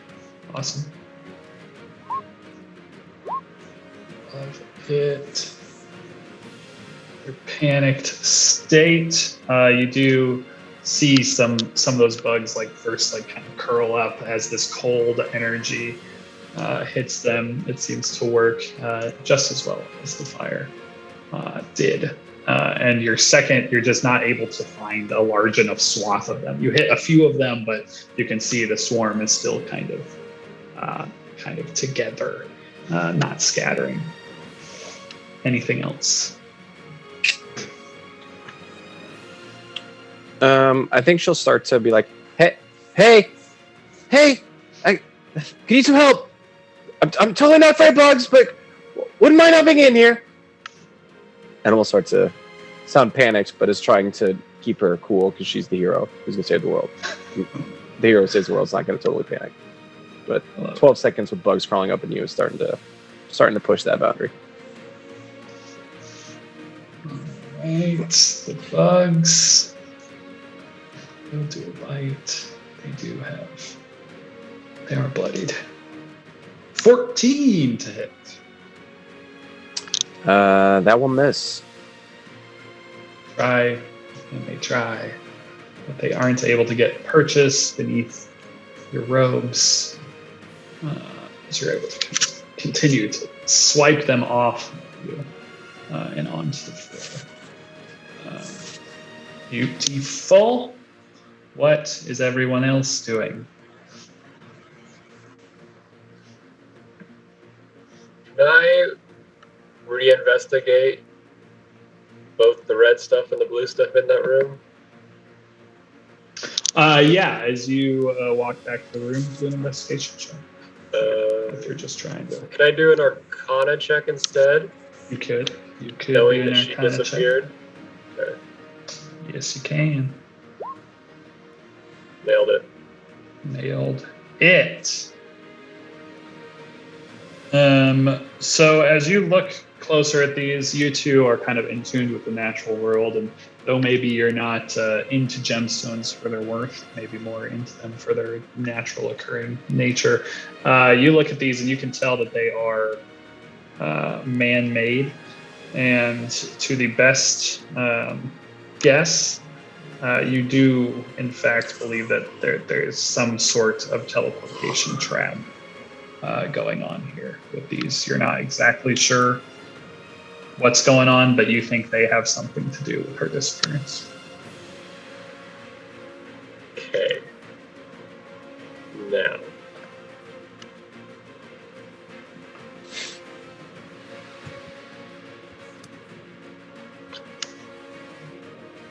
And we did not hear cries for help, correct? Correct. Okay.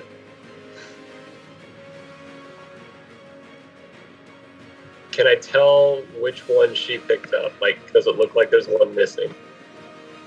Roll investigation or perception.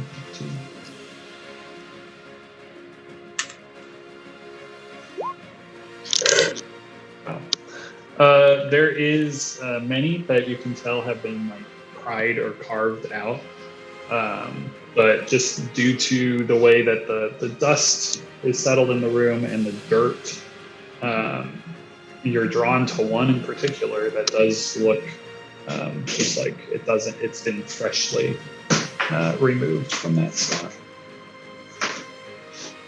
Okay. Where is Mythos? Are you up by the door with Mr. Doorbreaker? I mean, I'm going that direction, but I'm probably the closest person to you. Okay. Tiny would call out to Mythos and just say that he was going to grab the crystal. I will follow her. You carry on. He's just going to loudly go, "What? What'd you say?" He's still kind of got his grapes. He's just sort of sauntering back your direction. And he'll pick up the crystal and probably be gone by the time you turn the corner. I love it. It's beautiful. I'm checking on Gorm and helping him up. Gorm, you're feeling older than you regularly feel. It's probably not a fun feeling. You feel like, you just did many battles in a row after tackling that door. So though you probably wouldn't normally enjoy a hand up, it might be worth it this time around.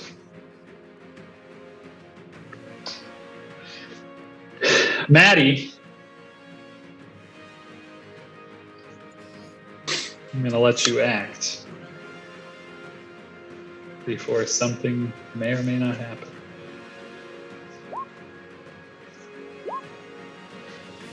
Starting to panic. As the panic sets in, Maddie. Get him off, get him off, get him off, get him off, get him off, get him off! The swarm still having trouble making purchase in your skin, which is great news. There is this loud sound, almost like a tear in the fabric of reality, and a not so tiny furbolg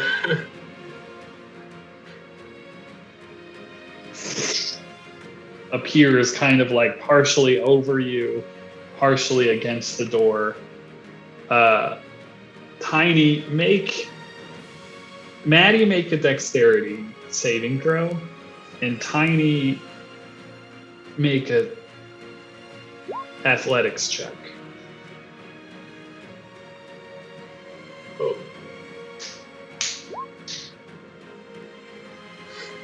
Tiny. As You're rolling Get to rocks. play, boys.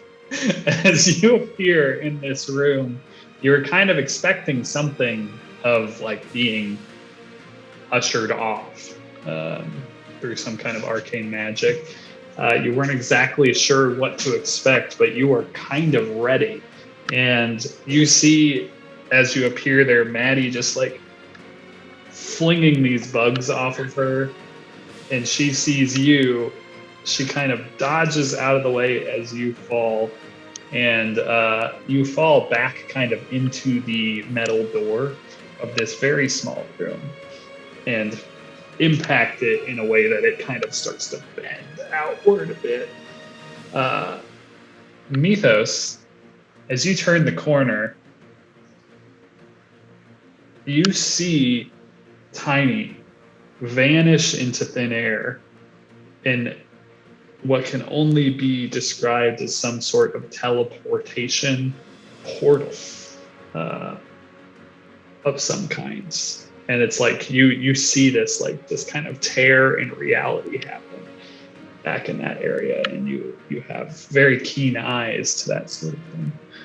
There's some type of conjuration magic happening within that gem chamber.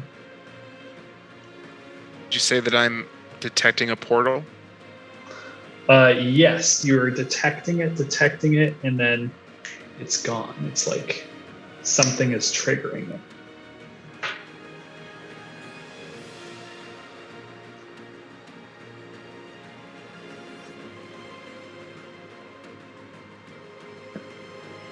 What are the rest of you doing?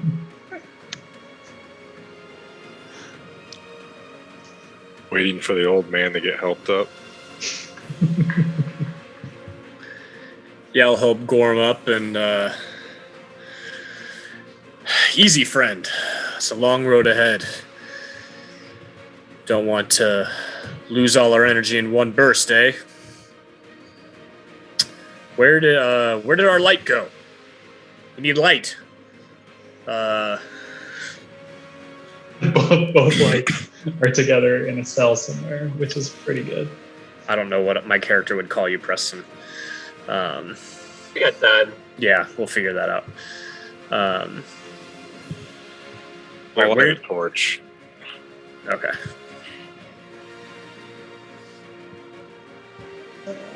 Right. Let me get a torch going.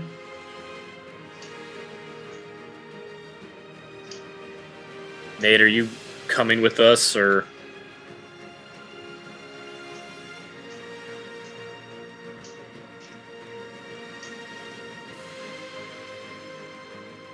He's just trying to figure out what he just saw. And he's not entirely sure that it's not a prank.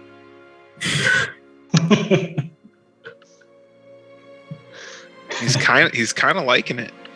Are there any animals around, Michael? Any rats?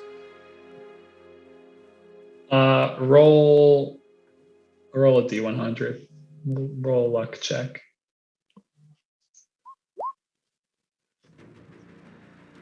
There are not.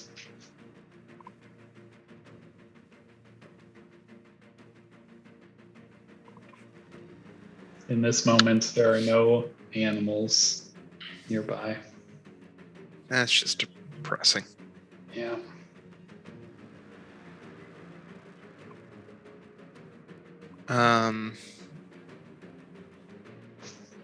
Let's try this.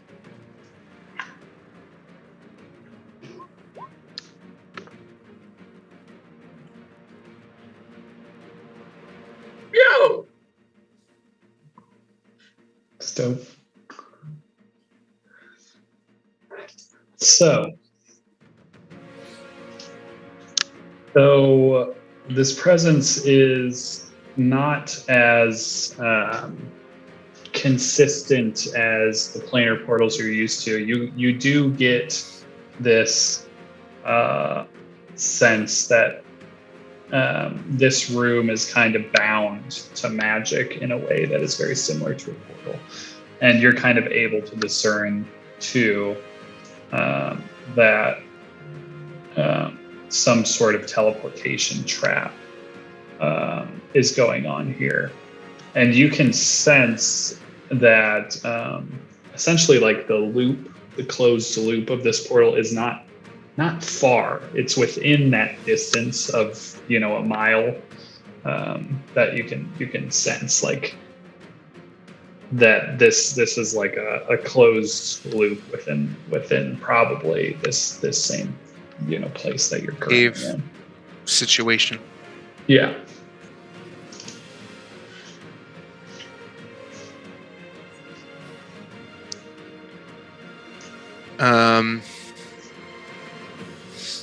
Okay, he will kind of go back over to the group, and he'll say, well, guys, it's either an elaborate prank or I'd say the little girl maybe triggered a magic trap. I'd say it's about 50-50 either way. Chances are good, though, that she's around here somewhere. For Furbog, he may be around here too.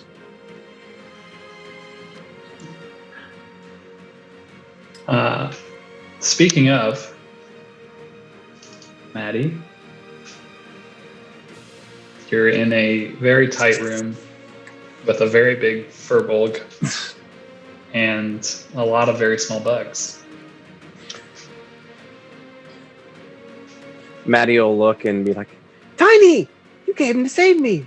Break down the door. I think I can take care of the bugs. You're already halfway there. And she's gonna keep smacking away, trying to do like alternate. How difficult is it for her to like hit the bugs and not Tiny at this point? Yeah, so in this space, I'm going to need you to roll these at disadvantage, as it is a very tight room at this point. You're just not able to get your full range of motion that you'd like. No full wind-ups or anything in here.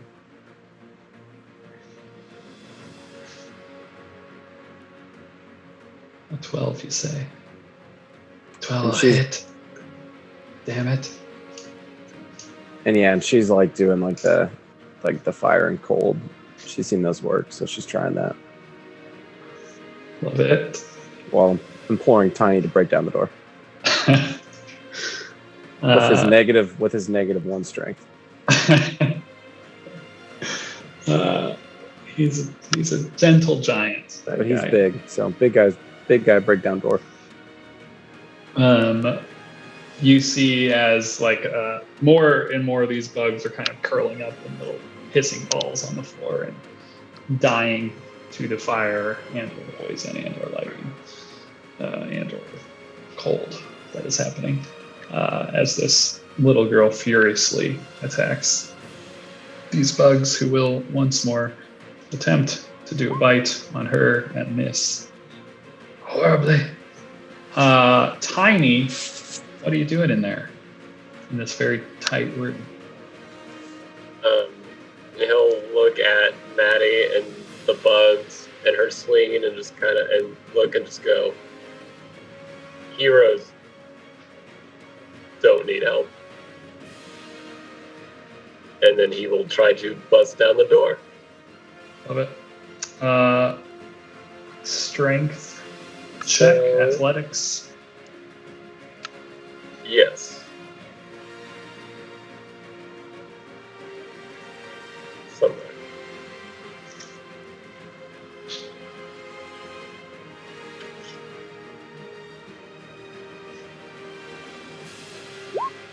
Tiny. Even as the door is a bit damaged from your smashing entry to the room, Dang it. you're unable to get that door off its hinges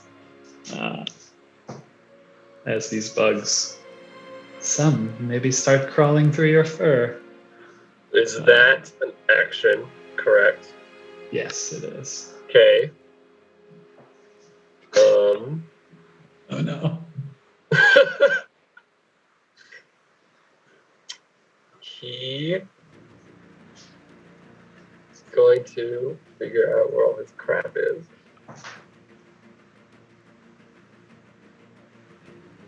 And wing it.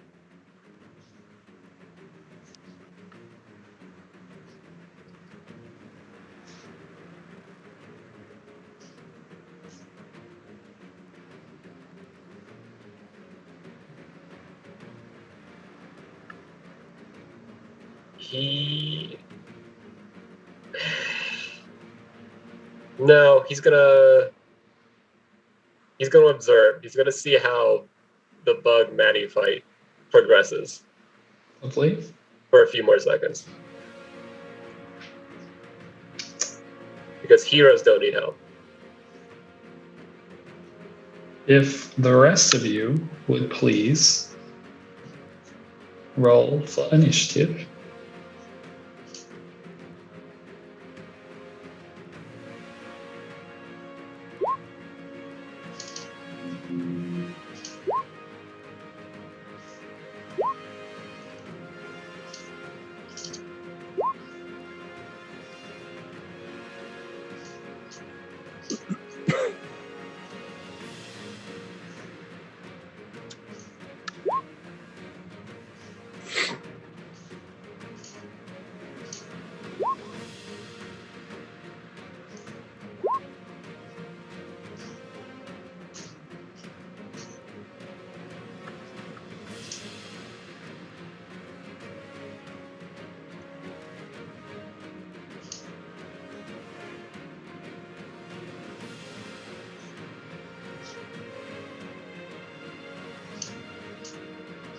Can I get, is Tiny not on there yet? Oh, Feel free to just roll it and I'll add it in there.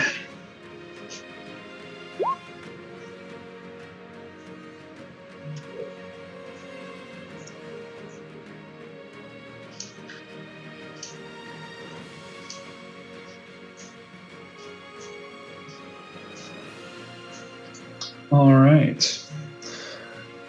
Gorm, as you are helped to your feet, you can't help but hear the sound of that same kind of clanking together bone and scraping of like a of big stone on stone, just kind of to the north, coming kind of from these, who's to say, 4 corridors that you see before you in this kind of large, more worked stone area, less like a cave, more like worked stone. He will. I can't tell what that is. Can he move there? Or is that on top of something? You can move there. I think it's like a brazier or something. You can. It's just. That's just random art. Feel free to move on top of that. He notices, I mean, he's trying to sprint headlong into the situation, but he notices that it's just hard to put one foot in front of the other. Still, he stands up tall and draws his axe.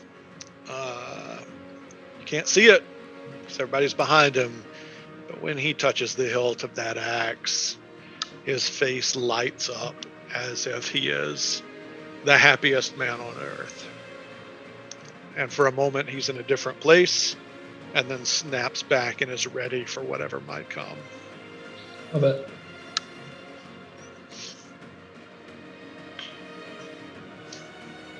And we'll take the dodge action, Michael. Dodge action. Mythos. Well, it sounds like it's hide and seek, Gamos. One of my most favorite games. And then he'll kind of look ahead, and looking at Gorm, he'll imitate his voice and say, I mean, We must fight to correct the injustice of our mischievous friends hiding themselves from our very sight. This is our meaning.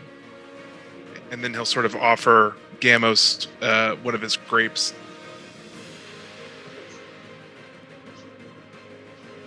Amos looks Passing. at you with his hands full. He'll kind of like, he's kind of moving backward at this point, you know, walking backwards, and he'll just sort of throw it to see if you'll catch it in your mouth. Amos will absolutely try and catch it. Do I have to use my reaction, Michael? Amazing. You catch the grape as a free action in your mouth. I was imagining it as a horse mouth, and then I realized that's the most terrifying creature I've ever seen if you had a horse mouth. So. Technically, it would be goat. Goat, yeah, that's true. Big goat mouth. Centaur. I love it. Oh, looks like we got some trouble, boys. After seeing the skeletons enter his view, he will pull out his quarterstaff and cast Shillelagh. Ooh, hello. Dope. Hola. Okay.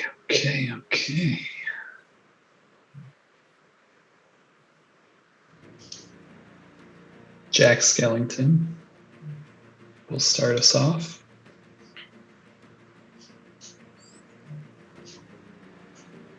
What's your speed, Jack? You're so fast. He will come at ye with a short sword at disadvantage for you dodging. 16 to hit. Clangs off the shield. Gosh, I don't know what to expect on these ACs. I have no idea. All right. Let's now let Jill Skellington enter the fight. Who shall dash?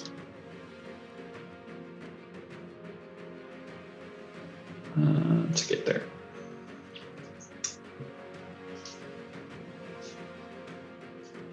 Jethro Skellington shall come hither. And again, disadvantage strike at the dodging. 14 will miss. And then Maddie. The bugs continue their assault. Though you're not sure if they have teeth at this point, they might just be pacifists as far as you're concerned. What would you like to do? Miss at disadvantage.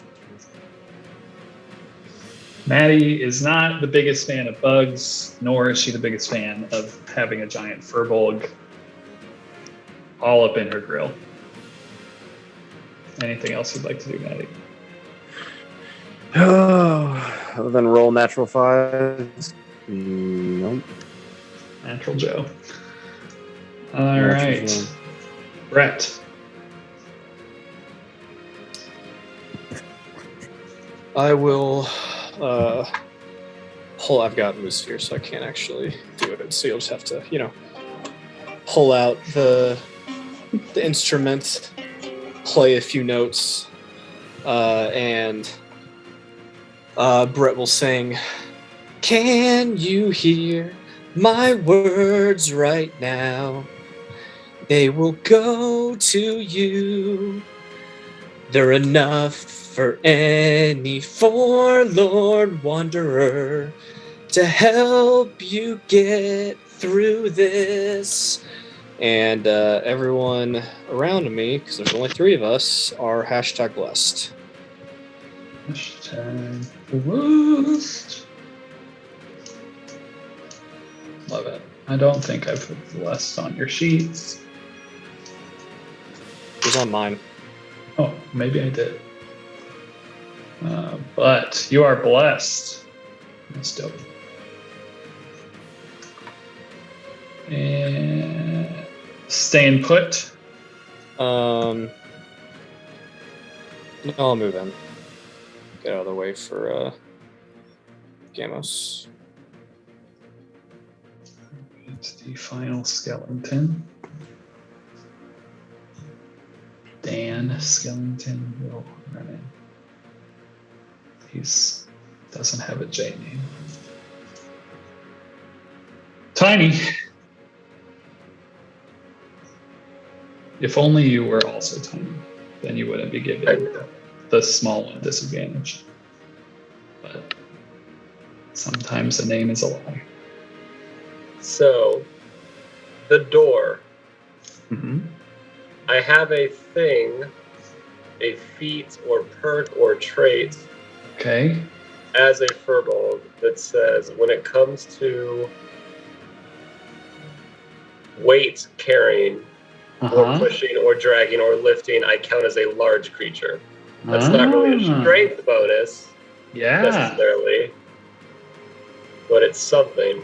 Yeah. I'd give you advantage with that. Okay. We'll roll with that.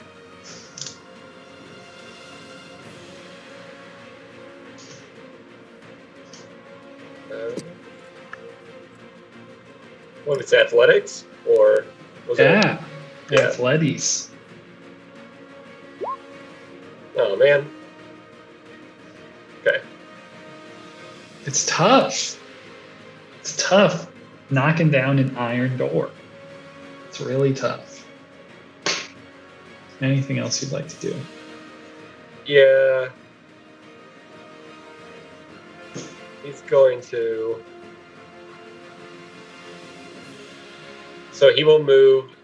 Well, probably doesn't have to. He will grab Maddie, just kind of in his arms, kind of shielding her.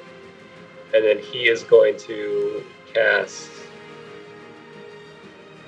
Warning Wind. And a 20 mile per hour strong wind blows around us in a 10-foot radius. It maybe deafens us, but you know, I love it. This goodbye closet. bugs. It's very good. I love it. So as you kind of, this massive wind, as you're kind of shielding Maddie in your massive form, all these bugs, bones, gems, and coins start flying in the air in this very small. It's like you're in the D&D version of that, like phone booth full of money flying everywhere, but the money is coins, which is a little scary. But these bugs are flying everywhere. And, they were at 2 hit points at this point, so I think they're probably going to die in this moment. And the rest of them are kind of going to scurry away. But yeah, you guys currently can't hear a ding-dang thing. But you do also notice that the door with the hole that is kind of like protruding out from where it was kind of like dented in is like, it's like almost like vacuum kind of shaking a little bit against the hinges, and it's making a pretty loud rattling sound, which surprisingly enough, a few of you can actually hear some kind of loud rattling sound of like iron, like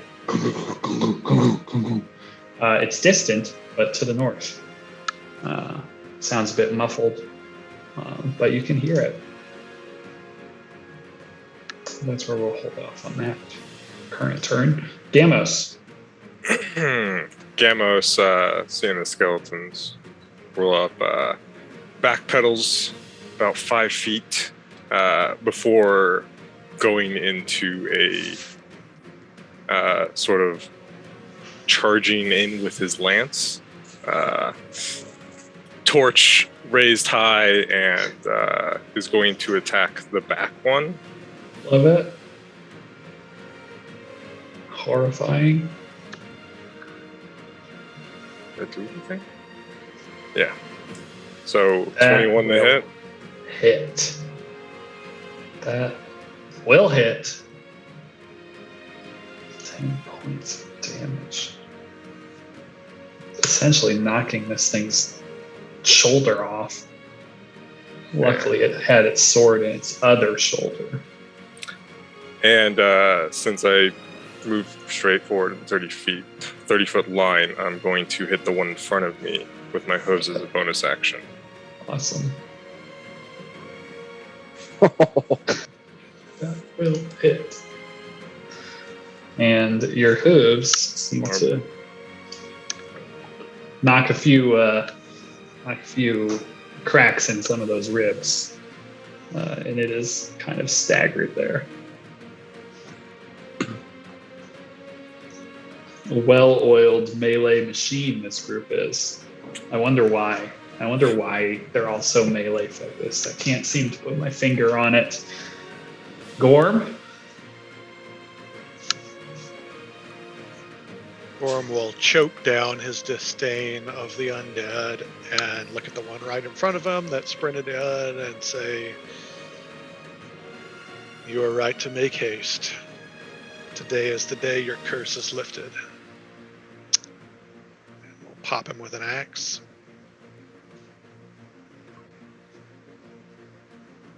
Or will he? Oh, he's blessed. You're hashtag blessed. Ooh, maybe he will. Probably not. Or will he? Clangs off of a piece of armor on this thing's shoulder, wearing armor straps. The exhaustion may be setting in a bit. Anything else, Gorm? Nope, he's settled in right where he likes it. Mythos?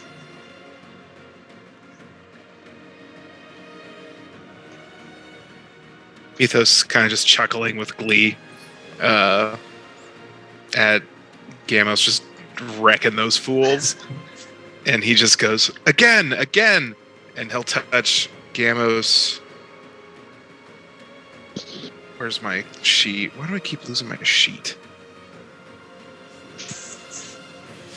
And he is in spring form. That's a very long thing, but he is teleporting Gamos back 30 feet away from the creatures again. Is really cool. It's almost like they've back done here? this. Oh, Yeah. Almost like they've done There's this that before. It's like they've done this before. That's awesome. Anything else? Yes, he will step up and smash Skeleton Boy with his staff. Alright. That. I do not have hashtag bless on my. Just roll a d4 after. I'll get that set up on. Oh yeah, you don't have to roll a d4. That is magical bloods, right? Mage Bludge.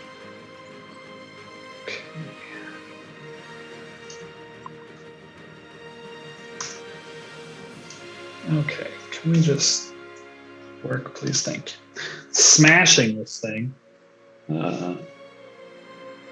Beautiful. It seems to be on its last leg and or hit point. You decide. Anything else? All right, my skeletons seek vengeance. The first coming at Mythos, short sword. Normie. 22! I get a hit. I will, at that moment, play a couple notes on the lute and will cast Silvery Barbs at the first level. No. Oh gosh. Oh no. Roll a d20 and use the lower roll. Oh, this poor skeleton. And in addition, I will have Gorm have advantage on the next attack roll, ability check or saving throw it makes within the next minute. Really cool.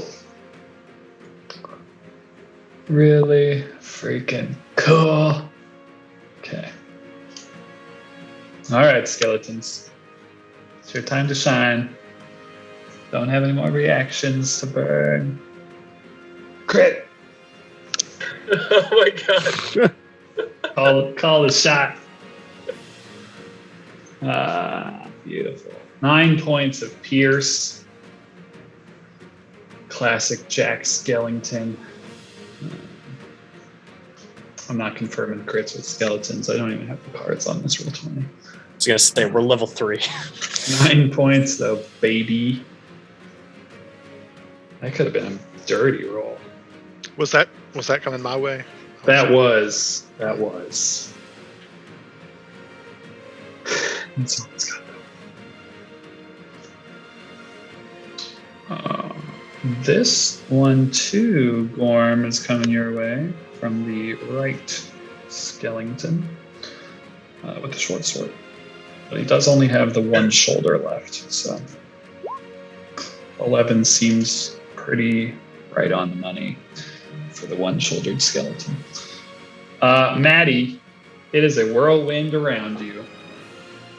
There are coins and smashed bugs and bones flying everywhere, and the door is just a rattling mess of noise. So can Maddie do like a perception check and see if she can see like a weak, maybe like a hinge point or a weak metal point on the door? Absolutely. You can do that. Yeah, as the door's kind of like banging against the wall, you see this kind of area in the stone where each bang as it goes against the wall, the stone seems to be like cracking maybe a little bit, starting to disintegrate in an area where the hinge is kind of meeting the door. And it looks like the stone is cracking. Yeah, as the door, with each slam the door has with this wind against, it's almost like starting to pull away from the stone.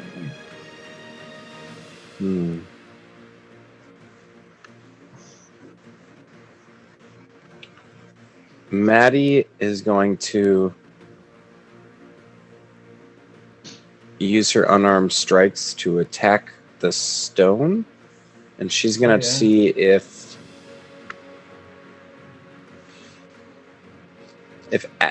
like as she strikes out, if like the acid damage will like eat away at what the thing that's already disintegrating.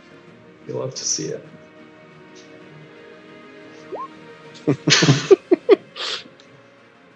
As you impact once, just kind of over this Furbolg's shoulder, maybe under it, however it happens, you kind of hit this, and as the suction comes back and then goes out once more with this wind, the door kind of flies up off the hinges, kind of breaking off and flinging into the room, along with a lot of small bugs and coins and bones just scattering all across the room. You all actually hear to the north the massive impact of an iron door flying into a pillar.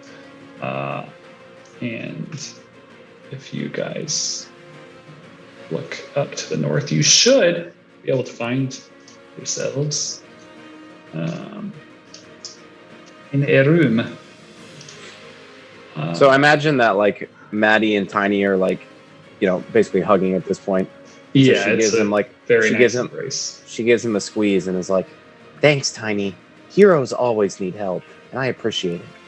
And then she'll step into the room. Love. He looks at you and just points to his ears, like, "We're in a war. Yeah, just didn't hear We're in a anything. war, one kid." you just see her, but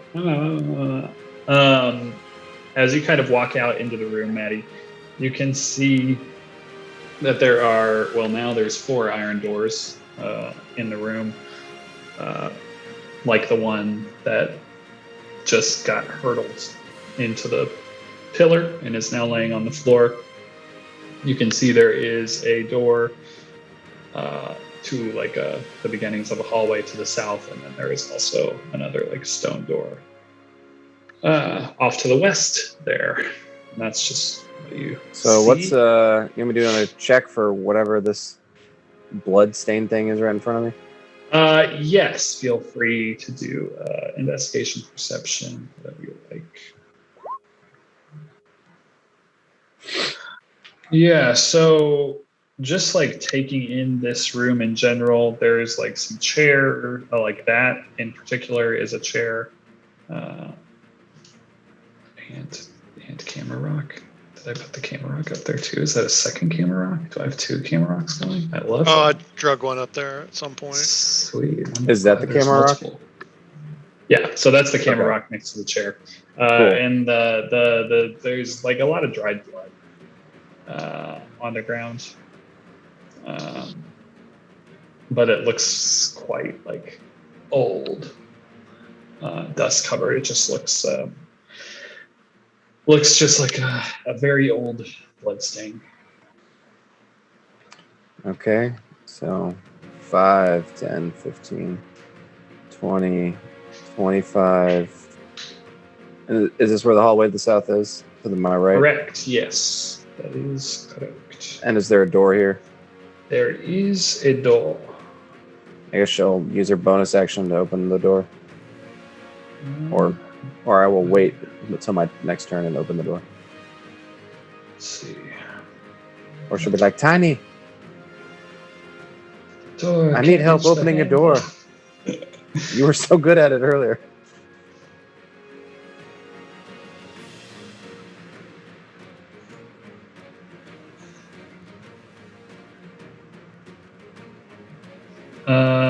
Yes, actually, I think the door is.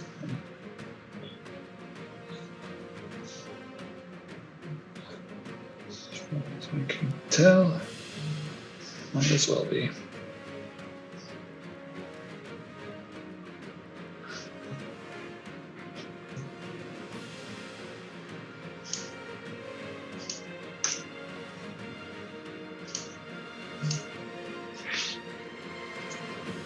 Okay.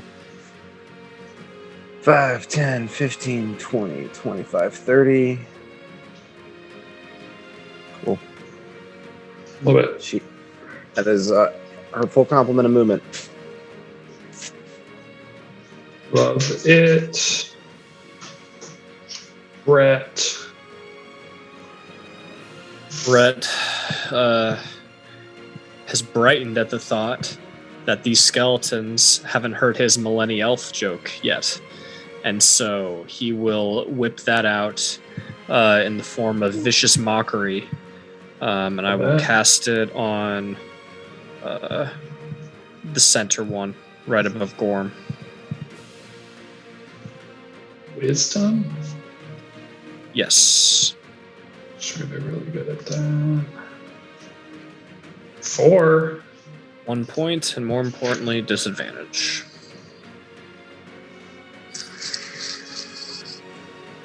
That's all I got. Right, this one to the right will attack Gorm. Short sword. 21 to hit. That will hit. 8 points of damage. He How's does not Gorm? flinch as he takes it. How's Gorm looking? That's all. He's got Tiny surrounded by a gale force winds. Yeah, what's the rule on like dispelling a spell that doesn't specifically say I can dispel it? You can. Okay. Yeah, you can dispel it. If you All right. like. I will choose to not be a walking 10-foot tornado for 10 minutes. That'd be great.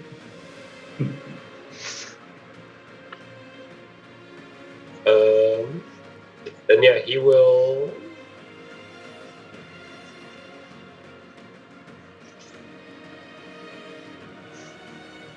Yeah, he'll follow.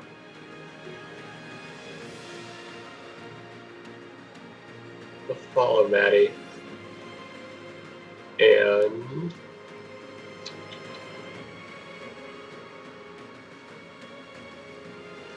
he will ask her if the bug's bit back.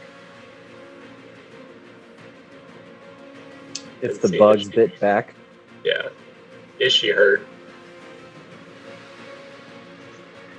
Oh no, I'm good. They just were more slimy and gross. Ew.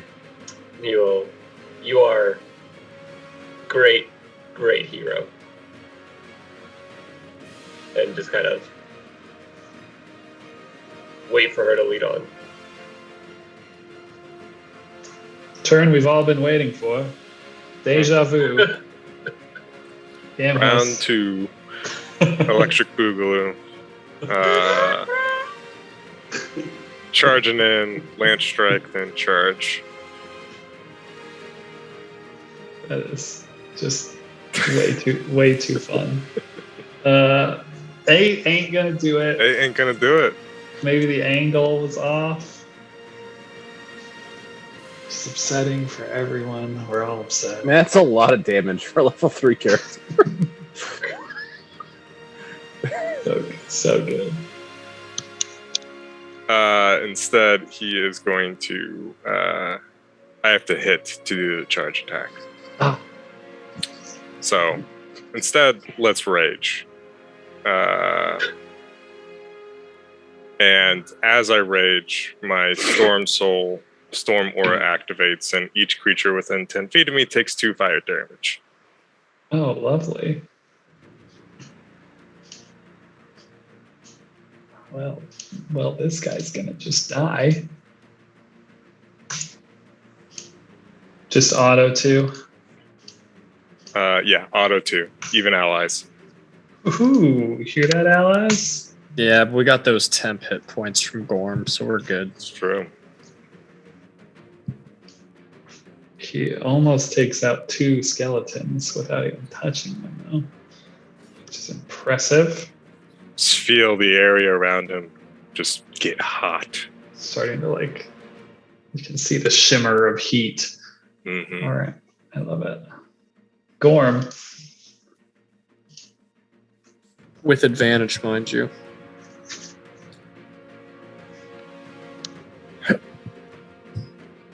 Which one of these two dudes to my right looks worse for wear? They both look very bad for wear. To the right.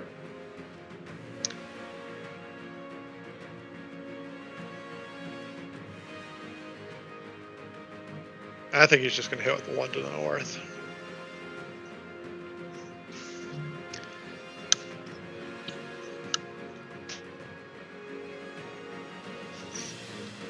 That will hit. Bringing down the axe.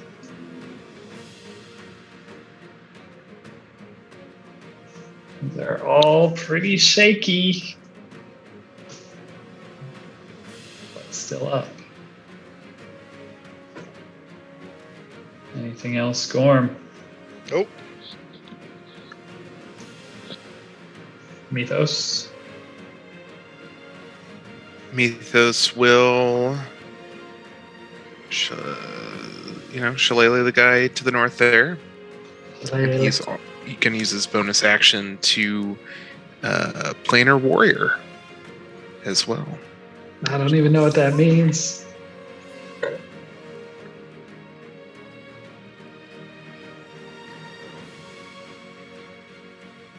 That's dope. Very dope. That's dead. That's very dead. I was going to say, I'm sure that guy is more than Murder Ball. Just wanted to show off my cool ability to you guys. Totally. That's awesome. Bone scattering across.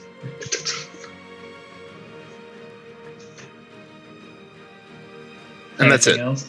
Beautiful. The skeleton will try and stab the goat. before it.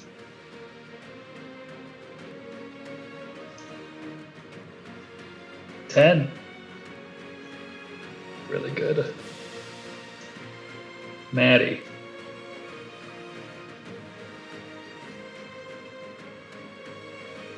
Light pouring in from the north, like Gandalf riding down the hill to Helm's Deep, comes the hero.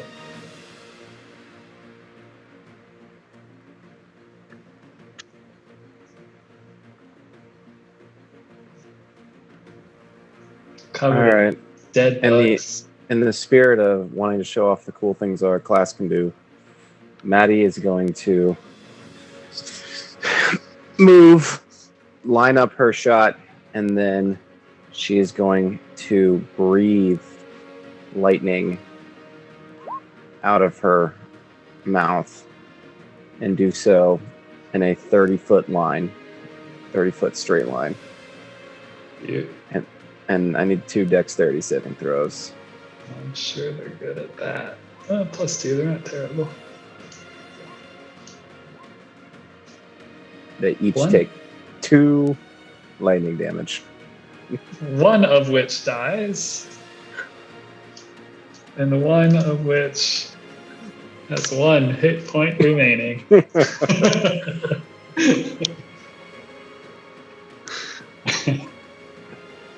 That will be her turn.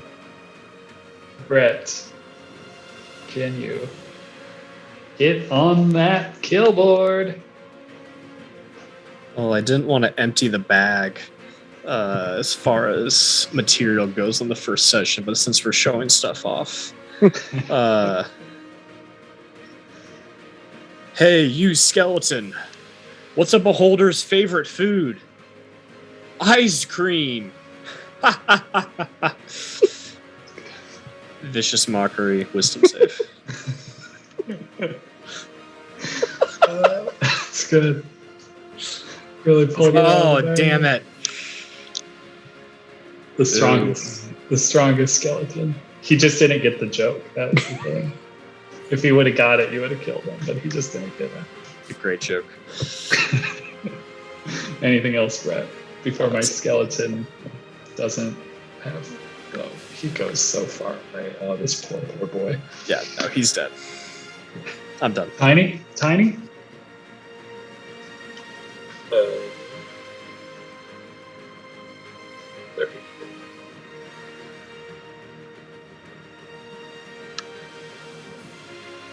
He's gonna get.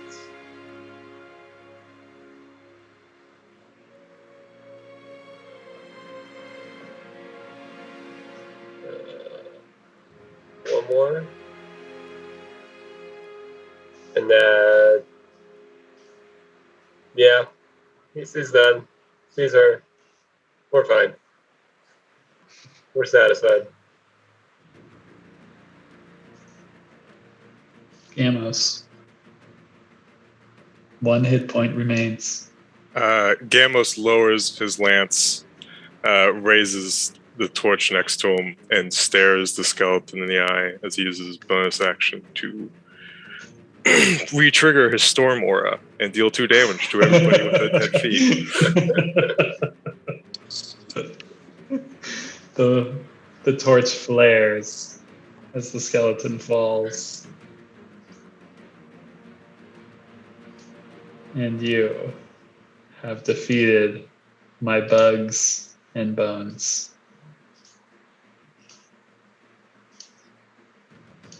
Da, da, da, da, da, da, da.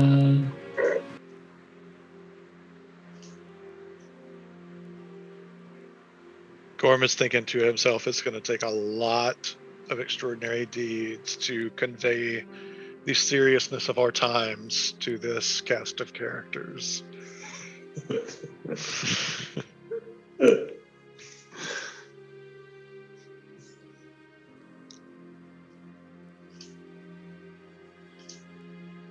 You have reunited with your party members, somehow emerging from the chamber to the north.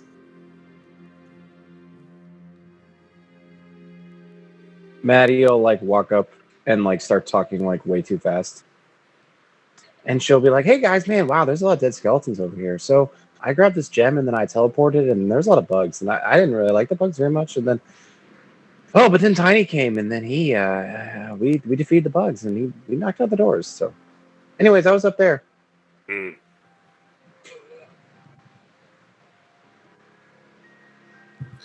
Sounds worthy of a glorious rendition later on, Maddie. I'm sure it was thrilling.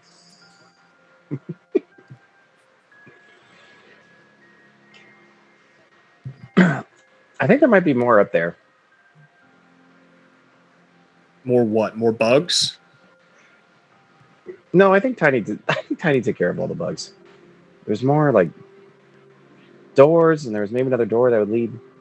And there's a lot of doors up there. Well, lead on then.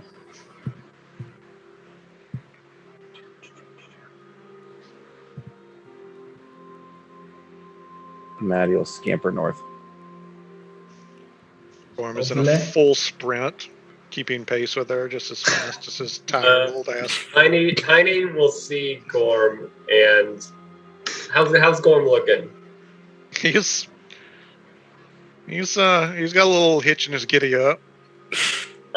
Yeah, he will stop Gorm, and he will just look down on him. How tall is he? Normal, like 6 feet, whatever? 6'4". Okay, so he'll still look down on him. And he'll just look at him and go, "You are old and need to slow down." And he will heal him. I thought you were going to cast slow on me. God, I wish. And you will actually get more than that. I will figure that out and tell you in a second. Like Michael said, we all end up on the boat, thankfully. So Just get knocked out here. yeah. Didn't I mention there were 10 potions of healing on that chair? I was gonna ask earlier if we had any. Yeah, I think We everybody probably would have have stocked up on something. Remember Everybody that? would have at least had one. Remember the first session of Storm King when Nick killed me and had to spawn a healing potion so that, I didn't die in the first 2 hours? That was great. It's good. It's good fun. Is Low-level characters are just so fragile. Is this door, Michael? Is this an iron door? Or is it more like the one that we came through for a hallway? Yes. So there's iron door here, and then 3 iron doors to the north, and then 1 stone door to the west. And can you just like push on the stone door? Yeah, the stone door will open when pushed. Maddie will be like, "There's a lot of bugs in those iron doors, Grandpa. So I think I'm gonna go through this one." And she'll open the stone door. Will, if it matters, you'll have an extra 3 healing from that. Beautiful. And as Maddie, you reach the end of that hallway, there is another door there.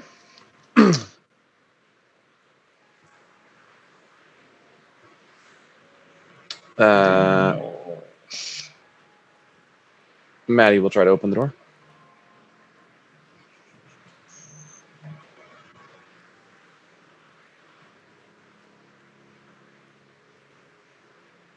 Beautiful. It does indeed open. As you kind of push that door open, immediately you're kind of hit with a strong mildew smell that permeates the room, and you can visually see these kind of green algae. It's kind of growing like moss from the cracks in the floor and the walls and the ceiling of this room. There is also a humanoid skeleton laying on the floor. that has its hand or upper arm like kind of caught in this like strange steel. It almost looks like a trapdoor. That his hand is like partially jarred into in the middle of the room. Is it? Maddie's gonna step in, but gonna like try to like maybe cover her mouth a little bit.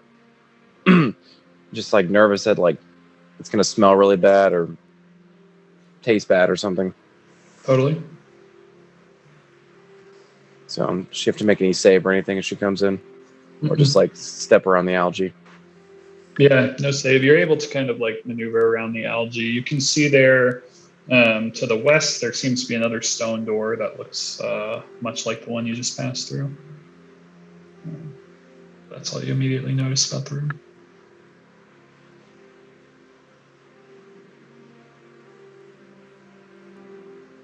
Maddie will call down and say, "Captain Detective, I have a planar mystery for you to solve."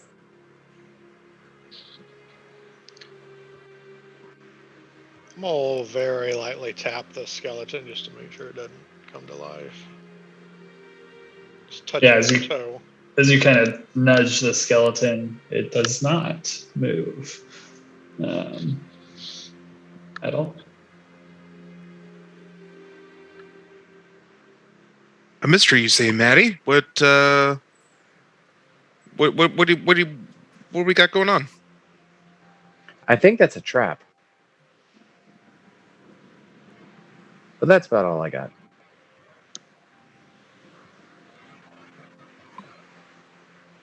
Doesn't sound like much of a mystery to me.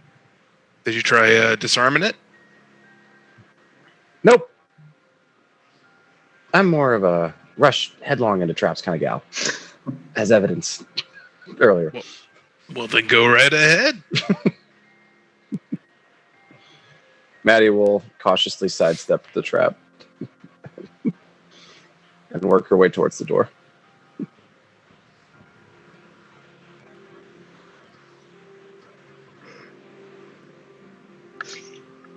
Does anybody else want to do any investigating in this room or just open the door?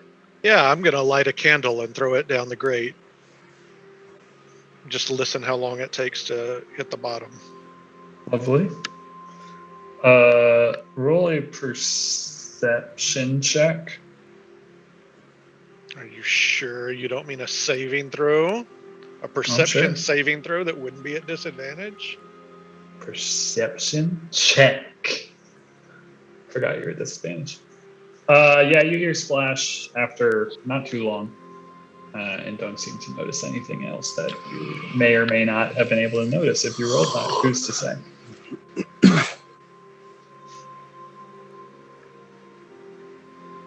Brett's gonna try and like look into the grate specifically. Oh, I keep forgetting the fucking camera rock. My bad. Like I'll try and take the cover off.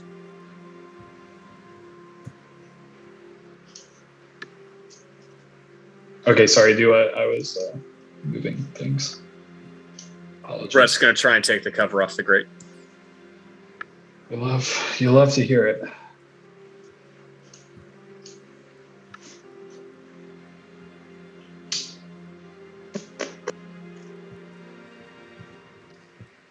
As you begin to fiddle with the cover, a couple things start to happen.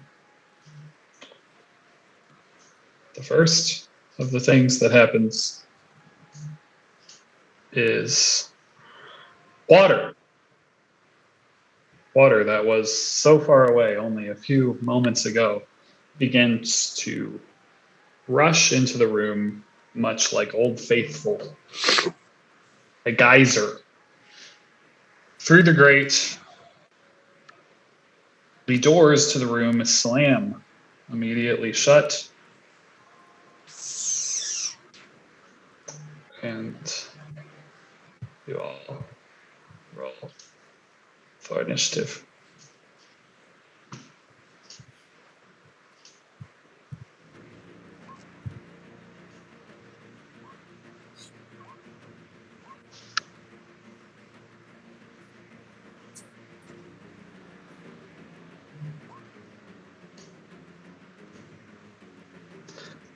Gorm, what on earth do you do? He does what he always does. He pulls out his axe and holds his action. Lovely.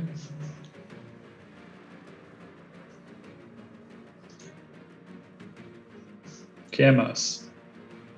Gamos, now having light sources again, drops the torch, pulls out his shield, and holds action with his lance, ready to strike. Brett.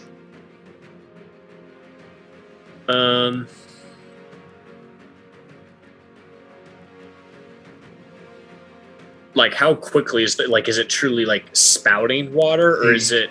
Geyser is Geyser. spouting water into the Okay. room. It is forceful. I'll try and put the grate back on. Lovely. Roll a strength athletics check.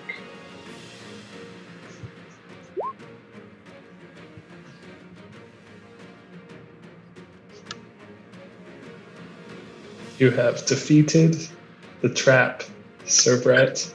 DC 20 to close the grate, which you do, stopping 2 feet of water per round from entering the room. And drowning the party. You have defeated the trap. The doors both immediately unlock as the grate is closed. Aha! Thought I could use a rinse off. Jeez, Brad, I told you it was a trap.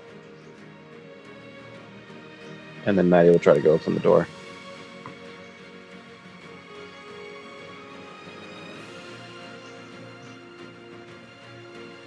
Can I tell you how much they wanted you to check that trap? A successful perception check to investigate within the grate could find that the skeleton was clutching a pouch in its hand that it had caught under the trapdoor that you can't reach unless you open the grate to get to it. The pouch only had 10 copper pieces in it, which I think is just so mean. That's amazing. But it's pretty funny. Pretty funny. You walk into the room and you're like, that's a motherfucking trap.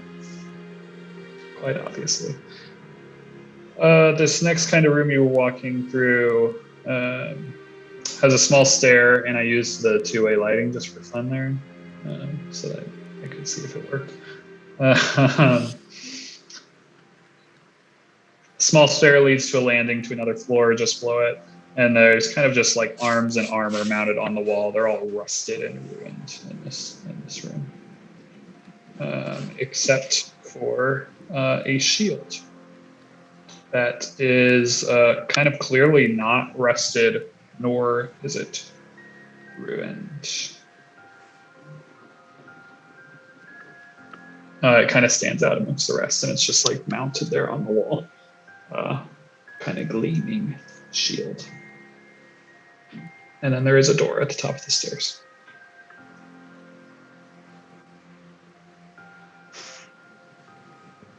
Maddie will go to the door.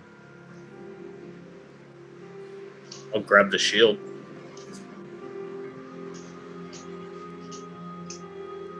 Yeah, you're able to kind of just pull it off the wall, off of its mount, and you see that it's like in just very good shape compared to all the rest.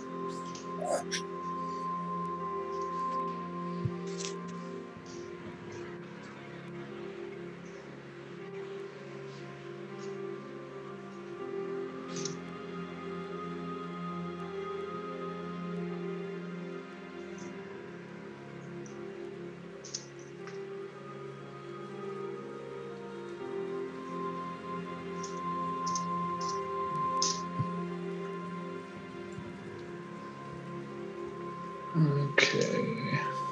So this last room that you're kind of looking at now, there is an intersection that leads to a like rounded tunnel there where you guys are all kind of headed. Where Brett is to the east, there is another one of these stone doors. here. And then to the south, where Maddie is, that kind of rounded area meets to another tunnel that goes down towards the south. And that, which you can see pretty clearly on the floor there, is what looks like just a lot of blood.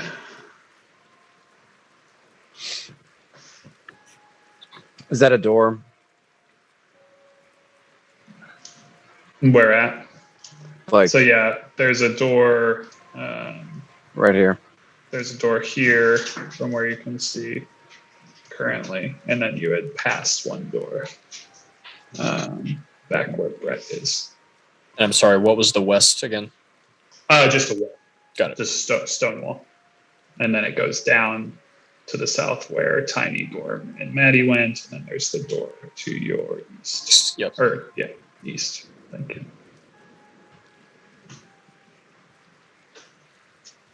We gotta check out the bloodstained door, right?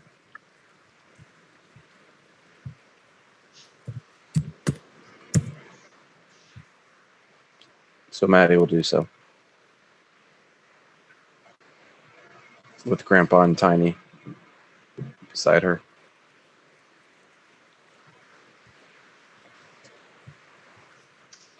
This door is in fact locked.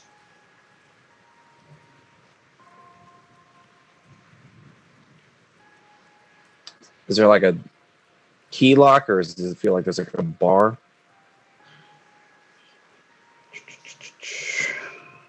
It is a key lock.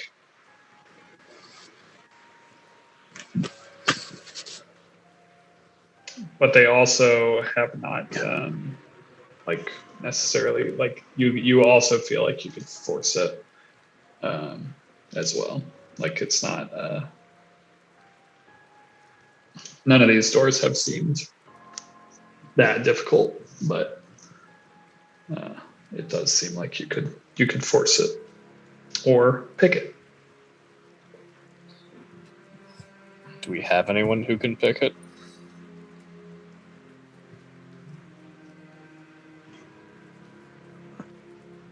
Can the barbarian force it open? I almost can give it a try. Kick it open. No rogues. Or No rogues wizards?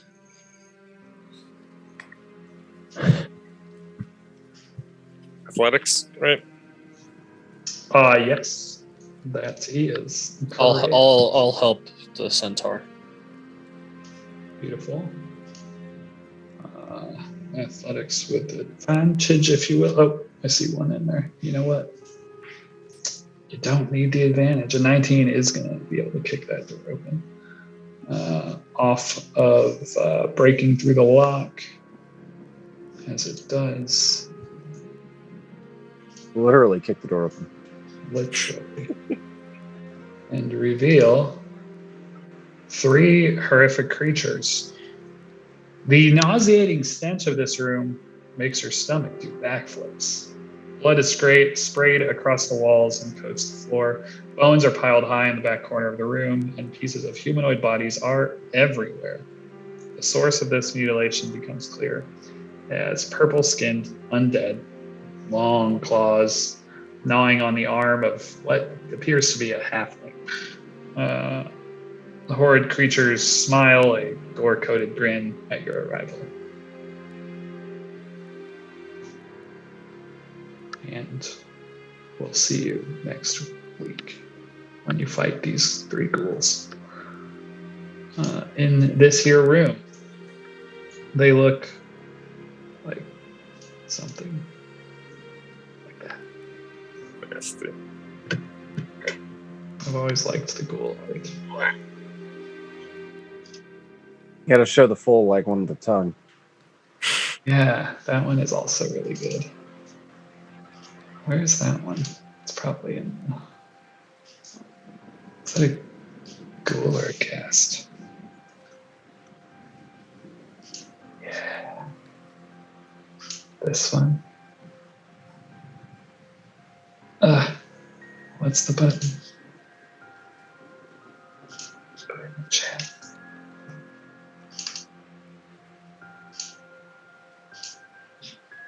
I think that worked at all.